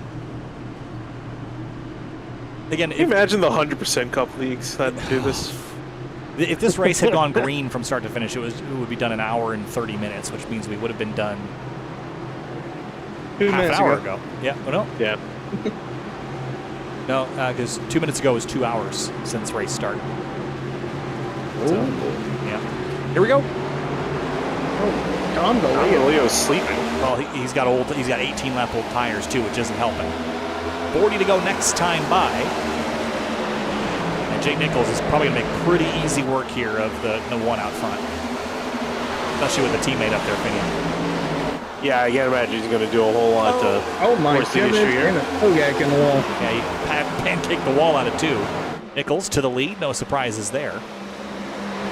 There's a change. Jake Nichols back up to the lead. No, you can see how long he can last out there with everyone else. And it's the Hornets that's in behind as everyone's making these last grabs for position. How about Casey Lakatos up in 5th place? Oh my goodness, Casey Lakatos. That's the definition of keeping your car clean and green. I don't think he's got a Darlington stripe on that car. Don't jinx him, Hunter. Oh you know the my drill. gosh. You can't say that. All right, well, we almost got a Darlington stripe. Yeah, Casey's one of his best ever finishes on SimTV, I think, came here at Darlington, if I recall correctly. It was a long He's trying time to ago. hang it in there. I mean, to finish first, he must first finish. So he's definitely living that philosophy, though he's dropping down the order a little bit after that. Half spin off of turn 2. Ricky Springer getting on past him, as well as a couple others. 23 is going to be a little slow here out of 2. Kwame Scott's going to take advantage of that, drive to the inside. He's been having a rough run. He's just been caught up in something or the other since he got placed back here. Connor Horn back up to 7th as well. Let's keep an eye on the 42. I know he's been in a couple wrecks tonight, but most of the repairs have been completed and looking pretty quick. And we know he's aggressive. What? Aggressive? Yeah, you know what they say. Aggressive goes around to the inside. Gives Cedric Hunter a shove. We're trying to get past Dom DeLeo, who's been dropping down the order, though not as probably significantly as I would have thought. I think for Dom, the biggest thing is going to be handling the older tires and how loose they are compared to everyone else. So, run on by Ricky Springer, trying to get past the 22. Matthew Bell ahead of Seth Knoll up ahead, so now the number 9's in 2nd place. What a rotation this top 10 has been all night long. Revolving It door. really has been, yeah, it really has been a revolving door. Maybe except for the leading spot, it's really been between Nichols and Matheson. Matheson, speaking of which, is up in 8th place. Moving forward by the looks of it, but trapped behind Ricky Springer for the moment. Oh, Beckner. Oh, big boy. 35 laps to go next time by. Nichols leads Matthew Bell. That 9 car's been a silent sleeper tonight as well.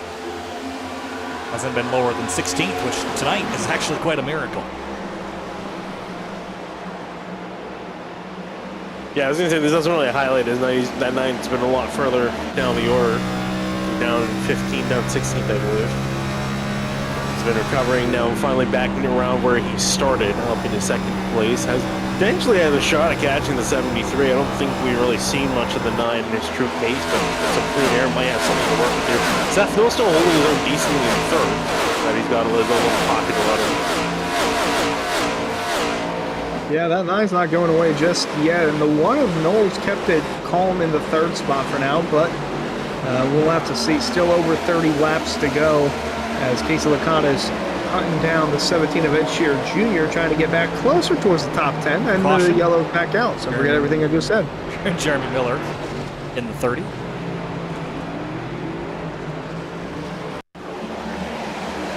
Right behind the number 2. And just got in behind him and crashed.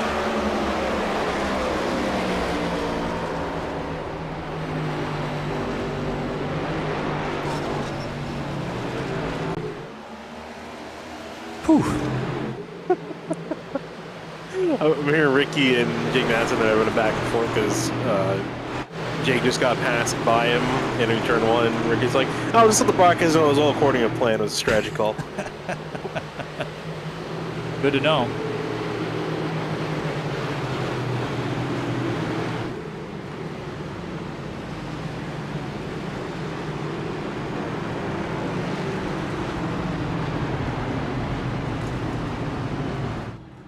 Matthew Bell running 2nd.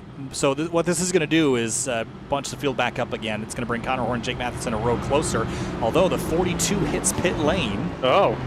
Interesting. That is really interesting. I guess he's feeling that the fresh tires are worth it. And does he have a set left? I think he does. He's been on pit lane 10 times, so I assume that he's had to get some damage repair. I would assume he's come down. I can't imagine he came down for fuel, right? Tires going on. You know, this is one of those where I really wish ATV had told us when they take tires or not, because we just kind of have to guess how many tires they have, depending on how many times they've come down to pit lane. If they've been down there like 20 times. We're good at guessing. It's hard for us to tell. Except all the times that we're not, but...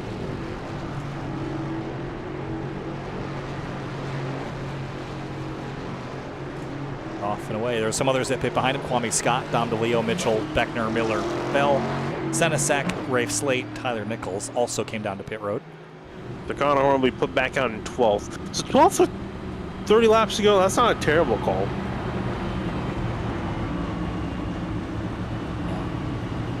I guess it's really just a matter of if we're going to have enough green flag laps to run to the end for him to make it up. Yeah, I think if I was Seth Knoll, this is the last realistic point when I think you would bother to take tires.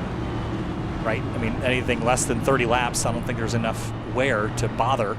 I think you'd rather have the track position, but after this restart, I don't think there's enough time to use good tires. Yeah. Or maybe he just doesn't feel like he's got enough overlap where they would be useful after the restart. So, because he's only got a 13-lap advantage over everyone if he were to pit now. So he's kind of between a rock and a hard place this time. Yeah, I don't know. It is, like you said, it's a hard call to make if you're in his position, because if they kept running, there's a solid chance he would have finished 3rd, maybe at the very least top 5, but I think the worst thing for him is going to be the restarts.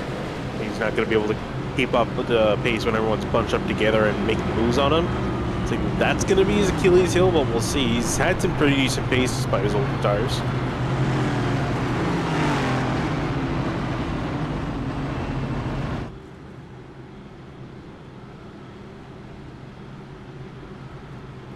Just in case anyone's wondering, David Weishart. This pit stop time is Oh my. pretty poor. Yeah, I think that's past the repair clock. I would say so. 76 what's minutes, 25 seconds. What's the limit now for that? Oh, I'm not sure. Wasn't it 5 minutes before? That's what I thought it was, 5 minutes. Maybe they made it 10 now? Oh, they actually increased it? Or, yeah, I thought they increased it. Maybe they didn't. I don't know.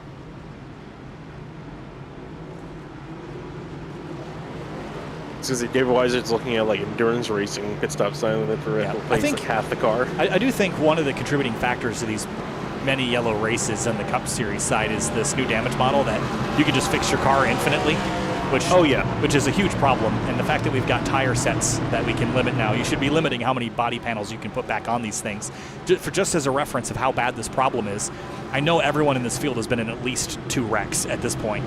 There are 25 drivers rolling. 22 of them are on the lead lap. That is not how that should have unfolded.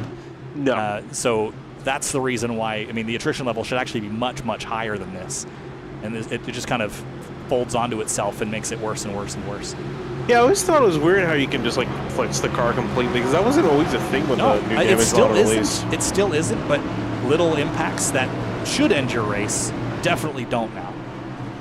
And so you end up with cars returning to the racetrack and keeping fields at 35 cars for 150 laps. So anyway, lap 172 coming to the restart here. Jake Nichols in command on the inside lane in that blue 73, back underway here in the 73 car. Off and away they go. Jake Madsen up to 6th place, trying to make something work here, running around the outside. Seth Knoll jumping to the top, trying to hold off, defend for his teammate from Matthew Bellin behind. Knoll blinking in and out at the wrong time for the number 1. Still running in second. Osborne looking to continue to move up on the field. Passes Lacaze for 10th. Here comes Curran looking to the outside of Matheson. Oh, that's got tight out at turn 4 there. And car spinning, crashing. 23 stopped on track. Pulling down to the apron. We'll check on that one in a little bit as we go back up to the front here for a moment.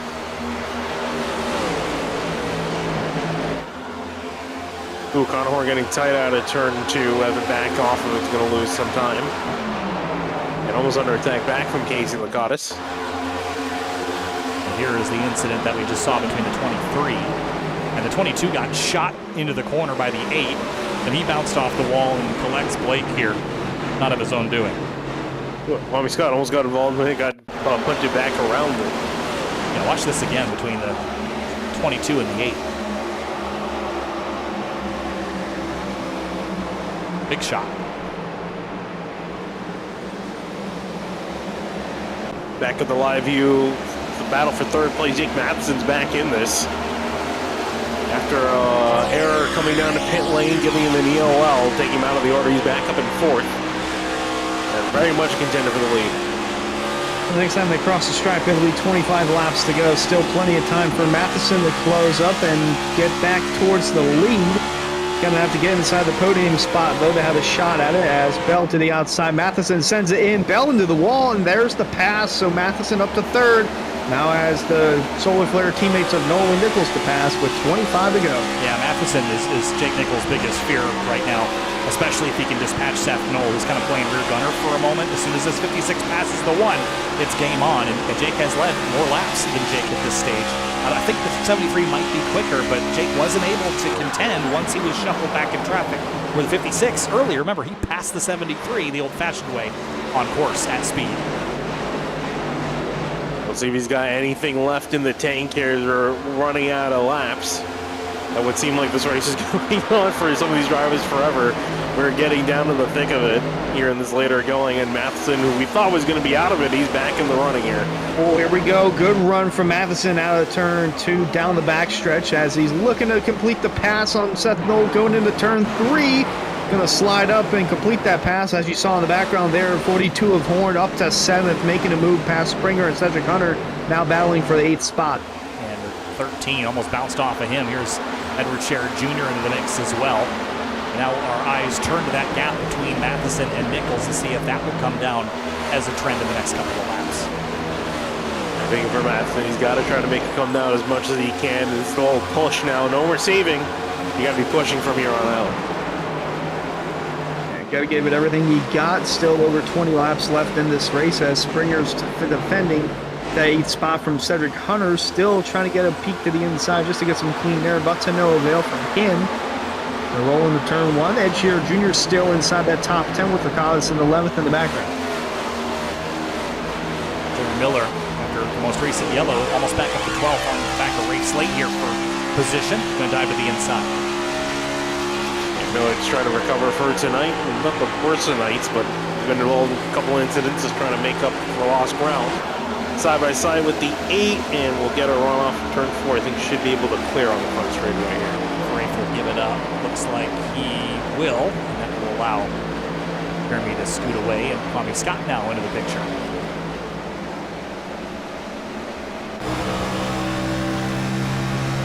Kwame Scott's had a very topsy-turvy night. Gets up a couple positions, gets involved in a wreck, gets a couple positions more, gets involved in another wreck. So he's probably not, he's going to want to forget about.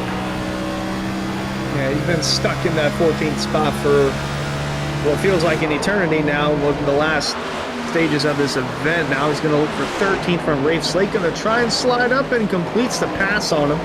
So he'll move up one more spot. The 13th position. The way that he drove in there, he wasn't coming out if he didn't make that pass. He drove in there with a huge head of steam. And it was make the pass or die trying. Oh, Jacob Bell.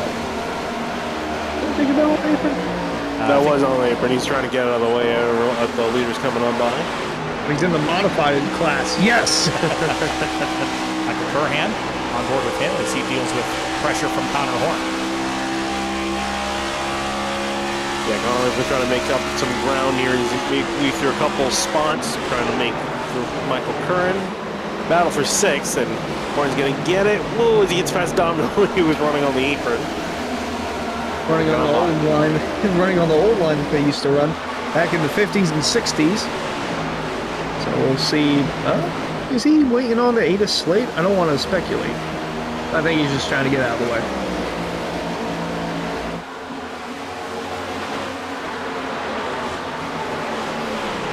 Off into the corner here as we close down the number of laps remaining. Jake Matheson has run Nichols down. It was 4/10. Now it's down to under 2.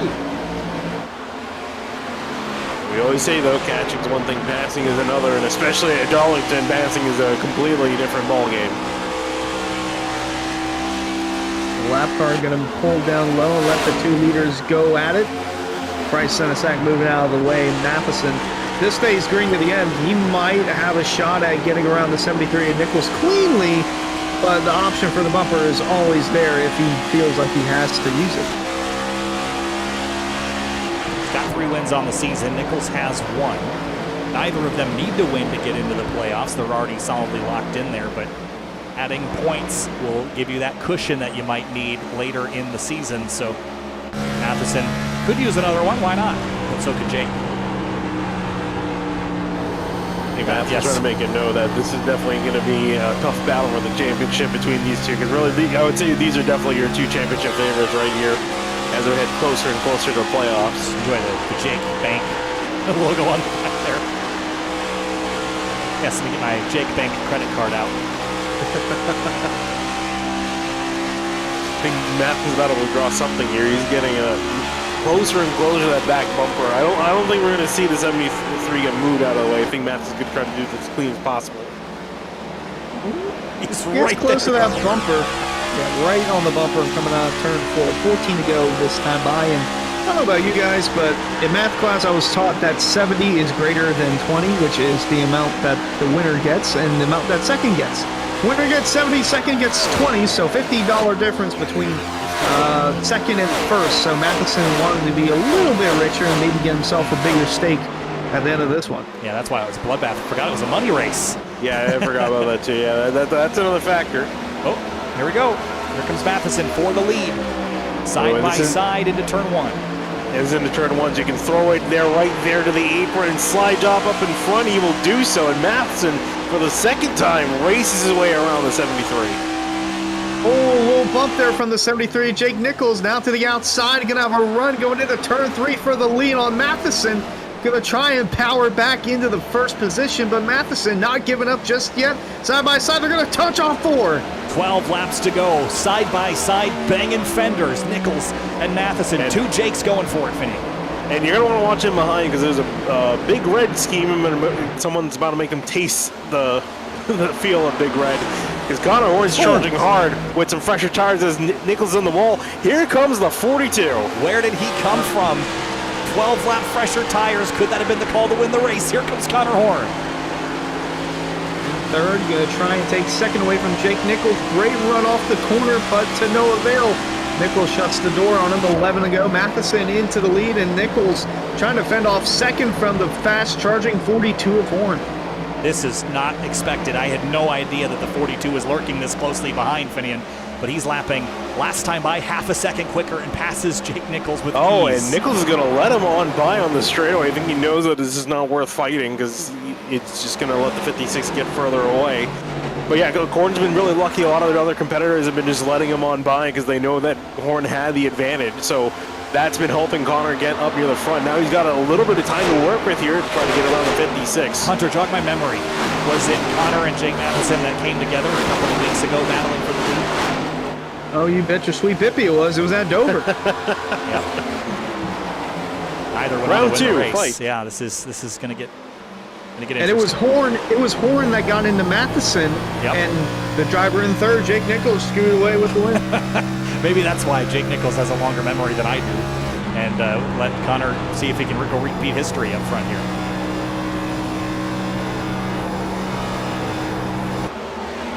This is tense now. Basically, from lap 60 to lap 180 didn't really matter, other than clearing out the field at this point. And now we got a race. 8 laps to go. He's coming. He's going to be there next time by, I think. Again, he's got the fresher tires to work with and the advantage, but again, it's a matter of executing and getting it done. And the big thing is just got to hope and pray is that a caution doesn't come out here. Might want to caution if you're the 56 of Matheson because that 42 is coming. He is closing in on the bumper. And where's he going to go? He's going to go to the outside. Matheson going to drive it in a little bit harder. You're going to have to block on corner exit, but 42 of Horn might have a big run here coming down the front stretch. 7 to go when it crosses the stripe. Here we go. Connor Horn to the outside for turn 1. That's the line you want to be in to carry good speed. Into the corner. Gets the nose chopped as Matheson throws the block. Slams the door shut, the 56, and Horn just trying to find some sort of way around. Matheson trying to make his car as wide as possible. Go way down below to defend. Oh my goodness, almost shades of Dover as Horn returns the favor. Bumper 56 out of the way. It's the good old bumper run. Horn on the bottom, Matheson on the outside. New leader with 6 laps to go. It's Connor Horn. Not clear yet. Matheson's still there. He has a quarter panel to work with going into turn 1. Side by side, Horn clears Matheson. Is he going to return the favor here through 1 and 2? Down to the inside. Oh, they slip. Big slide for Matheson as he catches the car. He's in the wall. He crashes. Oh, man.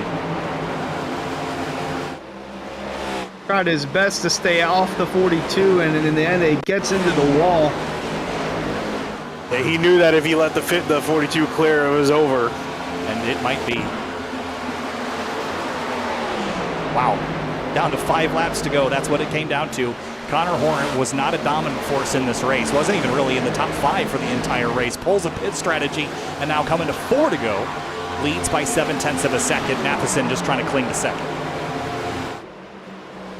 Great strategy call, and here comes Jake Nichols now trying to work around a slightly damaged 56. He's going to look to that outside. Seth Knowles also caught up as well. On board with Knoll as they're working their way around Darlington for the final few laps. Nichols clears Matheson to third. Or second, rather. Third is Matheson, trying to defend it from the one of Knoll, who's closing in and might have an opportunity here going into 3. Jake's just trying to cling to this now. His car's not going to drive very good with the damage he's got. Only needs the last 3 laps, but I don't know that he's going to be able to. Here comes Seth to the inside, but had to back out. Yeah, it was the final, the fight for the final money-paying spot, $10 for third, and more importantly, the privilege of talking to us after the end of the race. I think we owe bigger prize. Jake a conversation regardless, but here comes Seth to the inside.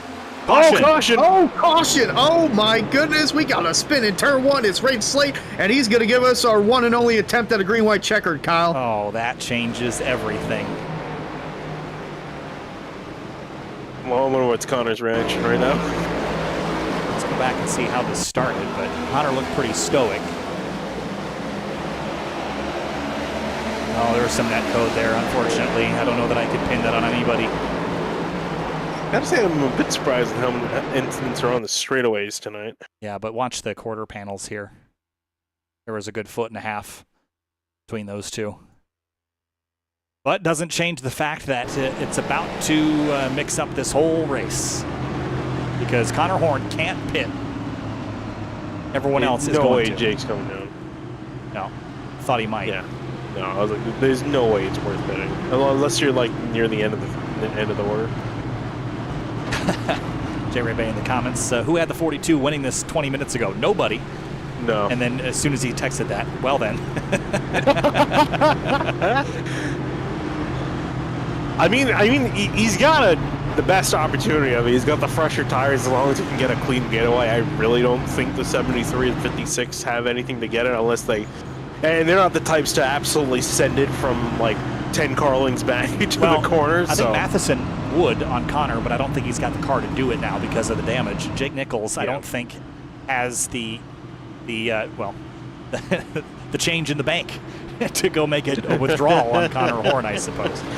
Why, doesn't have enough money in Jake Bank? Jake Bank had some risky stocks, and he had to sell them off here, I think.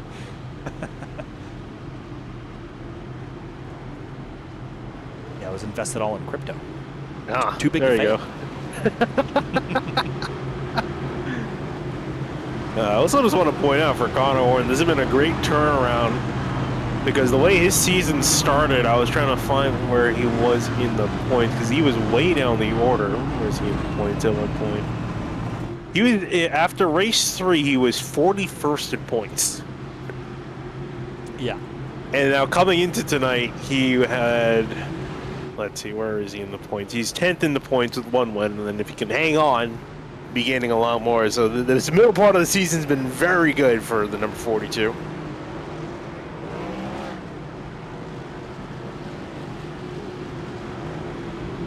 And we're going to re-rack and re-stack him. This will be our only attempt. If the caution comes out, the race is over. And if this race needed more laps, we got a couple extra.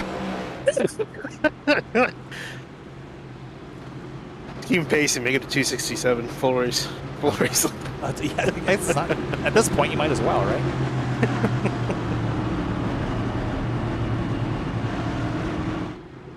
Actually, it's a full 500, 267. Or I think it's more than that, isn't it? I think it's more than that. 312. 312, that's not. 367. Oh, God, that's a long race.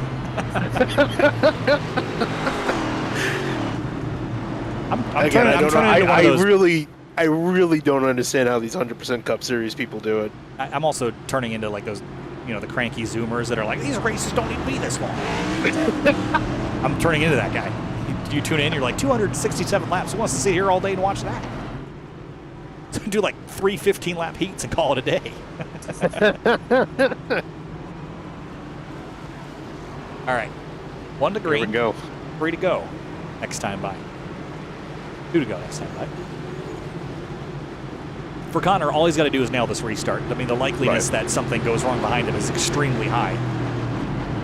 So nail the restart. Make it off into turn 1 without anyone completely hanging you. Yep, he's got particularly the one behind you. a 12-lap tire advantage as well. Did not have him on the bingo card for this race. Don't think many people did. Started all the way down in 26th. Nichols and Matheson. Matheson 5th, Nichols on pole.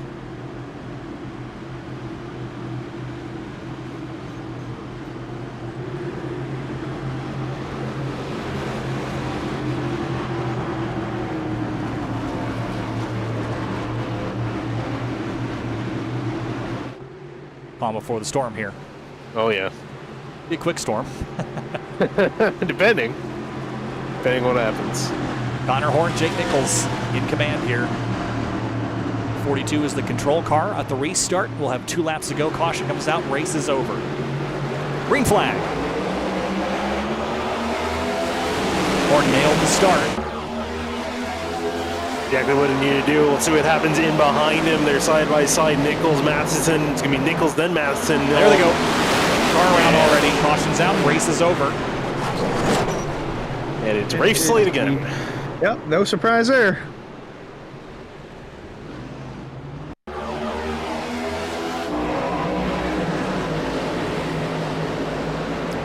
Oh, there was like 4 cars that were all crashing at once there. You just get down to the end of a race like this and you just know it's not going to finish under green. No. But, I mean, right here, I mean, the 50's sideways, the 28's sideways, the 41's, like, there was 3 cars all crashing on their own there. Yeah, that poor Ray just turned around.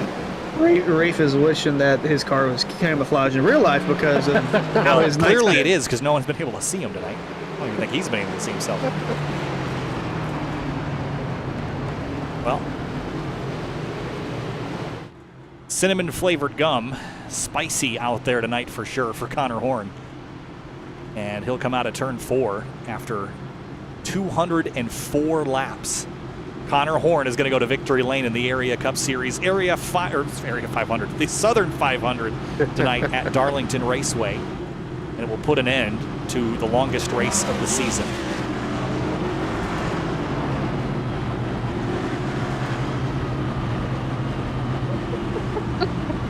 Wrong camera. I'm just hearing Ricky Springer talking about Connor Horn. He's like, yeah, he's like basically my friend now.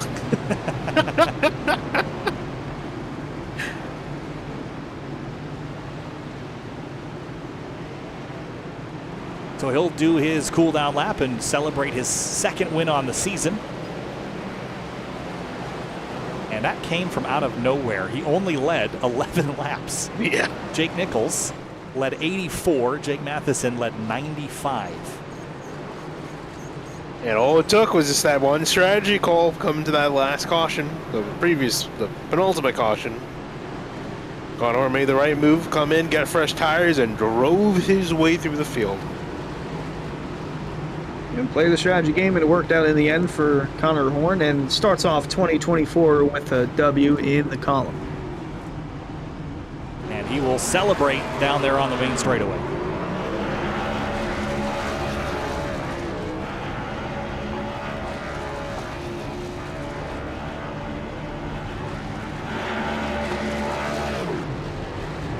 It's been a long night, so let's quickly take a look at the results and talk to our winning drivers.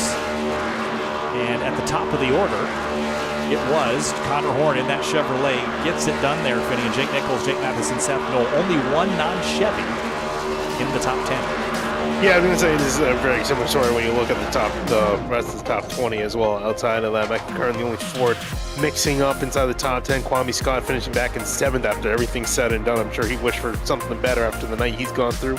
Belcher Jr. and Ricky Springer rounding out your top 10. And then you head on through Miller, Hunter, Greg Mitchell, Casey Lacatus, Blake Hoppy. Haven't really talked about the 23 all night long, but ended up in 15. Tyler Nichols, Travis Beckner down in 17th after crashing out earlier on. Jacob Bell, Ray Slade, and Bryce Senizak rounding out your top 20. And there's the rest of the field with Anna Sogak, DeLeo, Robertson, Newbigin, Okrezik, guys that were just caught up in carnage. Mason Kane made the climb from the back all the way up to 2nd at one point, then fell all the way back to 26 after some carnage. Him, Vincent Cortez, Yusuf Ghali, Blaze McKinney, and Cameron Hearn all succumbing to the Lady in Black. Yeah, and there's the last page there, Finney, and big dramas, I think, for a lot of those drivers relatively early in the race, and some of them soldiered on for a little while just to get caught up in another collision, so a night to forget for many of those drivers. Yeah, Bonner and Grant, Shane Wolf, Piers Weishart especially, and then Shackelford rounding out the rest of the field after 36, and a lot of retirees tonight. And as soon as my hands are not as busy, we're going to talk to Jake Matheson, who is our 3rd place runner tonight in the number 56. And Jake, it didn't quite pan out the way that you were hoping tonight, but all said and done, 3rd place, not so bad, but you led a lot of laps, and I think you're probably going to be at least a little bit disappointed in how that panned out.